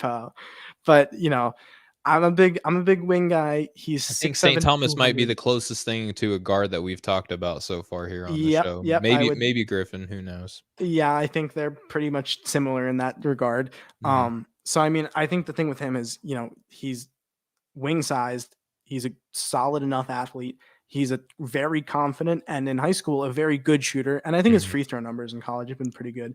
And his free throw Yeah, numbers in high school. 80, almost 88%. Yeah. Yeah, exactly. So I mean, like the kid is a good shooter. He's a There's very indicators there. he's a Yeah. very good shooter, and it's not only one of those things where it's like, oh, he's a wing that can play defense, and if he's wide open, he will take a three. No, like he is a shooter. Like he is a shooter. Like he Mhm. pulls up a lot, and he's very confident, and that means something because you get a guy who shoots 40% on 2 attempts a game in the corner, and it's like, oh, they're shooting 40%. St. Thomas might shoot 36%, but he's going to take like 8 threes a game or something. He's just going to, if he's open in the slightest, he will pull up, He's a and he's gunner. pretty accurate with it, which means a lot. And I mean, defensively, I'm going to be 100% honest. I've liked some of the stuff I see, but I'm like 99% tape, 1% film or stats for defense. Sure. Like, I think there's not really publicly available defensive metrics that can tell you a ton about a player's defense. It's And he hard. It's he hasn't especially played off enough ball. minutes. Yeah. Yeah, and he hasn't played enough minutes to like for me to confidently come up here and be like, "Oh yeah, he's a great defender." He's played like 40 minutes and it's like, yeah, he's been all right, but I mean, I don't know, it's 40 minutes. I can't grade an entire player's defense in like 40 minutes of tape Off the where bench, not they're always against off starters. ball like Yeah. 60% of the time they're not even involved and it's like I have like 10 minutes of defensive tape and I don't know, it was like pretty okay. I think there was one time that he didn't get along or didn't get across the screen well, so I think I noted down that maybe he has screen nav issues, but I don't know, it was just one time. um but I mean, I will say I do have it in my notes. Not great at navigating screens, but shows flashes of some better results off ball. So Yeah. I really don't know much about him defensively at this point. But like, the high school stuff looked kind of promising, and the college stuff looks okay. Well, I Um, mean, if you're coming off the bench as as a shooter, right, and you're yeah, not necessarily going up against the starters, it's just like at that point, let me yeah, just showcase my offensive abilities, right? I mean, if yeah, you're getting starters minutes, okay, I got to lock down a little bit more, yeah. And so I mean, I've talked ad nauseum at this point about those like quick decision maker, like just put it out here. This guy is two, and the next guy will be two. So I'm not going to touch on that. But they do that. They make the quick decisions. They're very Mhm. intuitive players. High feel for the game.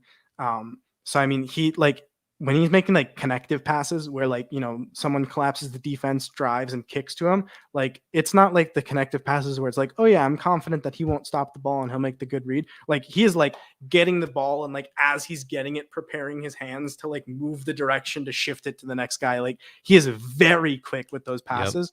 And on the playmaking reps he has had, when he's able to get himself into the paint and kind of he's had a couple passes where he's like manipulating defenders with his eyes, where he's like looking off Yeah, at like a looking guy in people the open. corner and then he's throwing a pocket pass the other way and completely catch it. He's had a couple of those in the few minutes he's played. So I mean, he is like legitimately like a nice passer and he's a knockdown shooter and he's a good frame and he's pretty good athletically. I think like there's a chance for his draft stock, like getting drafted, he undoubtedly should not declare for the draft. Mhm. But at the same time, if a team can convince him to, he would be like, if your team is a second round pick, like 31st, I would be super down taking St. Thomas a year early because next year's class is deep. But if he goes back to Loyola and they're a top 30-ish team and, he's a confident shooter, there's a very good chance that he averages like 18 points, 5 rebounds at 5 rebounds, 5 assists at 6'7", 200 and on a good team. And all of a sudden he's like a fringe lotto guy. Deep run, yeah. I Yeah, mean, exactly. Like, it the workings are there, right, for him yeah, to be a very good sophomore. And talking offline with you before the show, I feel like that's probably the best decision. And I'll be completely honest with you. based on what I've seen, I don't know if I gamble on a second round with him, but I do. I mean, that's not to say that I disagree with any of your takes on his style of play at all. Like I see it. It's there for me. It's just to me, maybe, I mean, you're a little bit more risky with your seconds. I mean, and maybe Yeah. that's something that I need to get a little bit more open to, but I'm very intrigued. I hope he does come back kind of selfishly because Yeah. I do want to see him put up huge minutes Mhm. in college, and maybe over time we're only what, like a month and a half into the season. There's still Yeah. plenty of time for him to get meaningful minutes if the coach so chooses to put him in. Yeah, I mean, I think one thing that's important to keep in mind is like the last 2 games, one of them against the Power 5 team, he played like 15 minutes in each of Yep. those games, and then the team had COVID issues. So their past 2 games, they were supposed to have the last game they played was December 10th, which is like Yeah. 3 almost 3 weeks ago. They're not gonna play again until January 2nd, I think. They had 2 games canceled because they had a COVID outbreak. So, I mean, he Mhm. played like 12, 15 minutes in his last 2 games, and then they just haven't played in like a month. So, I mean, he might come back and play like 20 minutes a game, be the 6th man or something. Yeah, I mean, who knows? And especially, Yeah. a tournament run is all it takes for someone to pop and get drafted in the lottery too. So we've definitely seen that before. All right, so Chip, we're gonna get to talk about the last guy, and I'll be honest, like this dude is definitely more my flavor. I love the film that I've seen from Isaiah Crawford. You talked about Dylan Disu being kind of a funky guy. I mean, that's how I feel about Isaiah Crawford. He's listed at 6'6", 220. Yeah. He plays so much bigger. Yeah. I have him labeled as a forward, but and this is where I definitely could see some, maybe even some value as a small ball five, because this dude just does not stop working. Right now, he's averaging 11.3 points per game, 4.7 rebounds per game, 1.7 assists per game, 1.3 steals per game on about 52% shooting from the floor on about 9 attempts. 20% from deep on about 2 attempts, and 71.4 from the free throw line at about 2 attempts per game. Offensively, overall, he's in the 66th percentile at 0.944 points per possession. And then defensively, the 97th percentile at 0.455 points per possession allowed. Now, just to kind of put it out there, dealing with injuries moving forward. So that's kind of a bummer. And we had this discussion offline too. This is technically his third year, but everywhere I've seen, he's listed as a sophomore. I don't know if that was some sort of like medical exemption that he had for, moving forward as a collegiate player. We'll see how that looks moving forward. But overall, man, Isaiah Crawford in the games that I've seen him play next to another funky guy and Kenneth Lofton Jr., that's a fun team to watch, man. Oh, Um, yeah. Isaiah Crawford, I'm so glad that you turned me on to him, because even though we're kind of in doubt on how much more, if at all, we're going to see of him for the rest of the season, um, the film that I did watch, man, he's definitely intriguing and a guy that hopefully we do get to see more of. Yeah, I mean, Zay is someone who's kind of a bit close to my heart as a prospect because I've actually had the chance to talk to him personally about some Mhm. of the things. I mean, he's a really cool guy. He's really smart, well-spoken, nice guy. Um, as for the injury, it's my impression from what I've talked to him about it that he is out for the season and he will not play the rest of the season no matter what. He messed up his knee in their third game. Super, super sad and disappointing because I really think like this year with like the class not being necessarily as strong and there are already like Louisiana Tech's not the biggest school, but because of Kenneth Lofton, there were some eyes on this school as like, hey, Played that's a Alabama in a really good yeah, game, right? Yeah. exactly. So I mean, I was really excited, and you did mention his per games.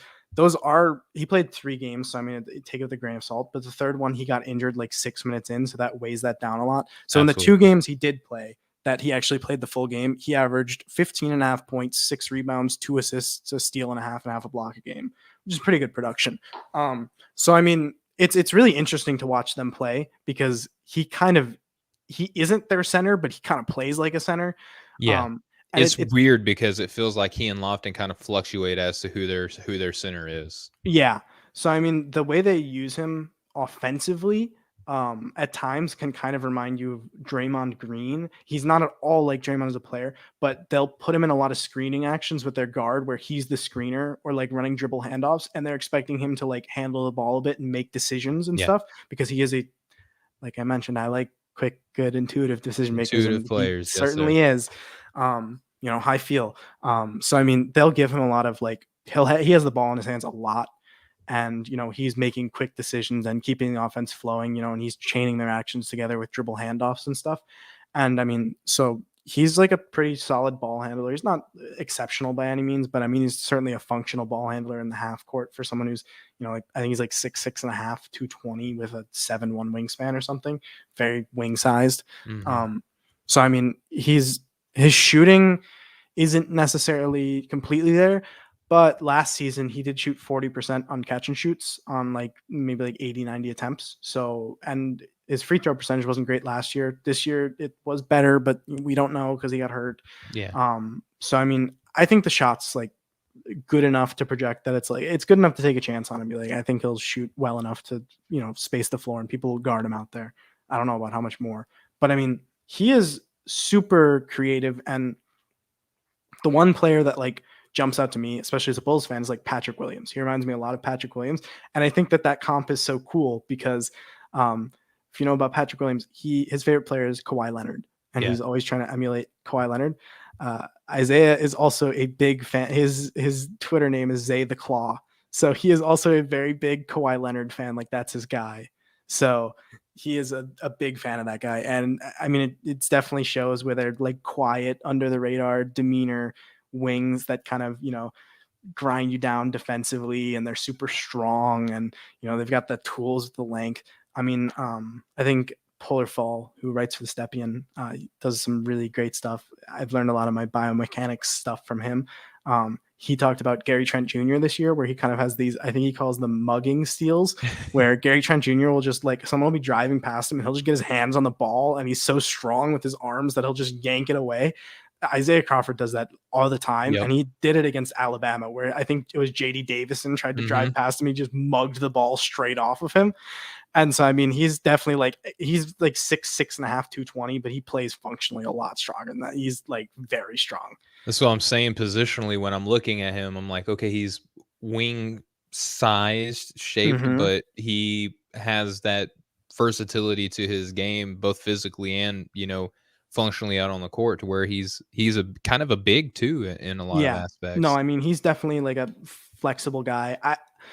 It's hard to grade his screen navigation because Louisiana Tech's a team that switch ball screens. Like a lot of college teams do that. They switch pretty much every ball screen. So like I've watched NBA teams do that too. Exactly. I've watched like 9 games of his, and there's not much screen navigating that he's asked to do. So I don't really know about that.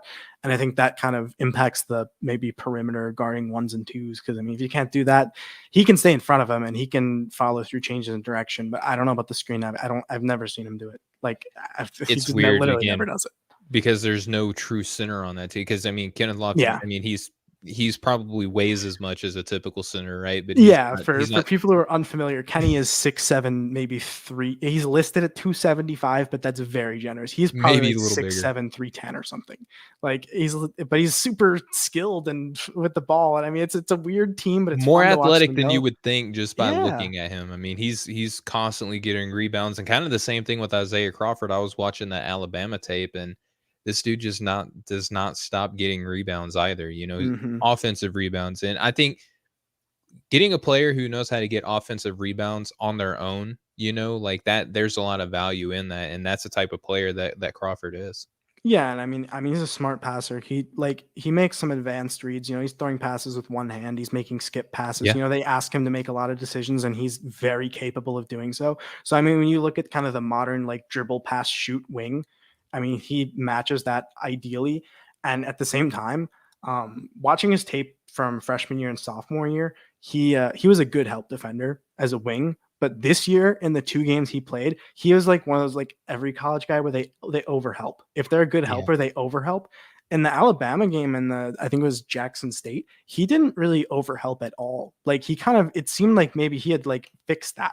And at the time, he was like, my guy's like, I think this guy might be the best help defense wing day one in the NBA of the class.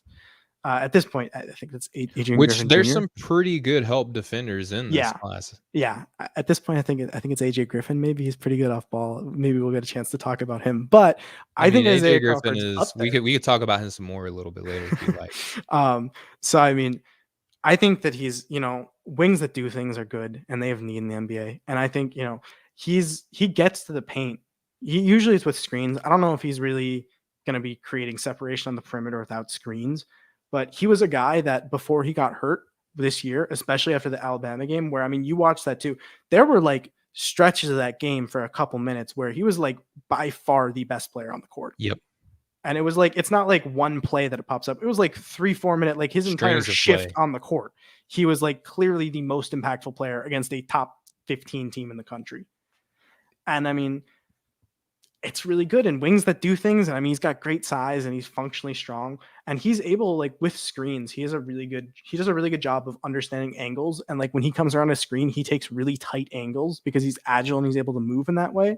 And that enables him to get to the paint more than a guy who, you know, has similar physical traits and isn't maybe, you know, taking the tightest. He's got a good understanding of how to use angles to his advantage. Mm-hmm. And I mean, he gets in the paint and like, he's making turnaround jumpers. He's making mid-range pull-ups. He's doing all of these things. Like he's pretty, he has getting putbacks in there. Yeah. I mean, yeah, there's not really, I mean, you might point to the 3-point shooting as really his only true weakness offensively, but he does so much more like as a distributor too, that I think kind of covers up or makes up for that deficiency in his game.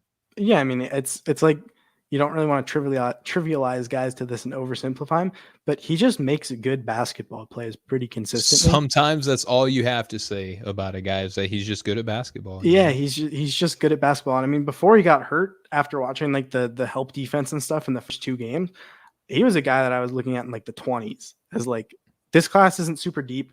This is like a wing size guy who does a lot of really good things on both ends. Like, I think he could have been a late first round pick. Unfortunately, the injury stuff, you know, sucks. And I'm pretty sure he's going back to Louisiana Tech next year. But I mean, I'm really excited to see him long term. And just like St. Thomas, where it would be a bit of a pre-draft, I think he'd probably be a pre-draft just because of the injury stuff. But again, if I had a second round pick, my thing with second round picks, just to get over this, because we talked about last time, they usually don't pan out. Like most of them are not useful. So for me, like, I'm generally, I think, a little bit more on the conservative side when drafting players. But with second round picks, if I can pre-draft someone who I think can be like a first round guy next year, I'm very aggressive on that. Like Jaden Ivey, for example, if he would have declared, if I could have convinced him to declare and taken the second round, I would have done it 1,000 times out of 1,000. I mean, I think everyone would have, because I mean, even if he declared, he probably would have gone on the first last year. But there's guys like Keegan Murray and stuff who are probably going to go in the top 20 even, that if you could have convinced them last year to declare, you probably could have gotten them in the second round. And I think if there's one guy off the top of my head right now that I would love to try to do that with, it's Alex Fudge out of LSU. But I don't know if he's necessarily going to be a guy who isn't going to be promised like maybe a late first or a high second round by the end of this cycle, because his name is starting to buzz a lot. And I'm a huge advocate for he and Eason. I mean, just together, those two are just phenomenal. I could give you a whole another hour talking about just those two alone. I'm smitten with those two for LSU right now. No, for sure. I haven't been able to fully dive into them yet, but from what I've seen and what I've heard, and like from people who I really trust, like yourself and stuff, and you know, I clearly get that those two are good. I think for me, like the way I look at it is like my Bulls have a second round pick. Guys like St. Thomas and Isaiah Crawford, if they can convince those guys to declare, man, if I had like the 31st pick and I could convince one of those two to declare, I would be extremely confident using it on them, because I think when they go back, Isaiah's going to be like 22 maybe next year by draft time. So I don't know if he's going to be like a top 20 guy, especially playing mid-major and being a bit older. Probably get, you know, drafted a little later because of those things. I think St. Thomas being like, he's going to be like 19, 20, and Loyola's a mid-major, but they're really good. So he might give you like Johnny Davis type vibes. Yeah, exactly. Right? Yeah. Whereas like, I don't think Isaiah, I maybe he'd be like a really late first next year, but I think in terms of how good he is, he could very easily be a guy who returns top 20 value from a class, because he's the one guy that I'm really willing to hang my hat on as a sleeper. Like if there's one guy, usually with sleepers, it's like, I think this guy's a chance. Mm-hmm. I would be willing to put money that for the next decade, Isaiah Crawford is a useful wing in the NBA. That's like a high level role player. I mean, that sounds really nice. And if you could get, you know, that pre-draft value from this season, and again, you were talking about next year, it it just sounds easy to like, oh, okay, come back next year. Well, we just talked about next Yeah, year is going to be stupid deep draft class and at a much needed time in the NBA. But um, Chip, that we just ran the gauntlet, and I know I told you kind of offline that we were going to do a 3 hour pod. We shaved 52 minutes off of our time, man. we So did do that. we flew through this. We flew through it. But Excellent I work. I appreciate you though, man, giving me a couple hours of your time, talking about your philosophies, talking about, some big names and Chet, AJ, and Jabari, and then getting into some deep cuts with Dylan, St. Thomas, and Isaiah Crawford. So before I cut you out of here, I know I already gave you the opportunity once. Love to do it again. Just kind of plug you, your work, and anything that you may have coming down the line. Yeah, you can find me on YouTube and on Twitter at ChipJNBA. I'm super active on both of those, so I'll be posting a lot. Generally with YouTube videos, currently I'm trying to do bi-weekly, not because I don't necessarily have the time to do it, just because for my videos, like I'd like to spend like maybe like 40 hours of film watching going into it before, or like not 40, but maybe like 20. So, it takes a lot of time, but Yeah, 20 I'm, hours isn't a lot of time compared to 40, right? So yeah, I mean, it's better. yeah, right. But I like to really have a deep, opinion before I say something. I'm very much willing to be like, yeah, I don't know, I have no idea about that guy. So I mean, I I'm very active on there. If you follow me there, I make a lot of draft videos. That's kind of the thing that has my guys, but I also watch a lot of NBA stuff and everything. So, I'm pretty active on those. So yeah, Chip J NBA. Follow me for basketball. Right on. Yeah. I mean, I highly endorse that, or otherwise I wouldn't have invited you on the show. But, Chip, it's been an honor and a privilege to kind of get to know you a little bit more and talk to you. And, hopefully, you're not a stranger or get too big time to ever come back here up on the show again. But, it was a lot of fun being able to chop it up with you. And I'm sure, as soon as we're done with the show, I'll be hitting you up on Twitter on some other stuff here soon, just to kind of get your eye for talent again. But for to wrap things up here, this has been Draft Capital, brought to you by the Off the Ball Network. Go to offtheballnetwork.com for all of your sports needs. And for special guests here, Chip, for myself, for Built Bar, for Nothing But Net, all those great people. This has been Draft Capital. We will catch up with y'all next time. Much love.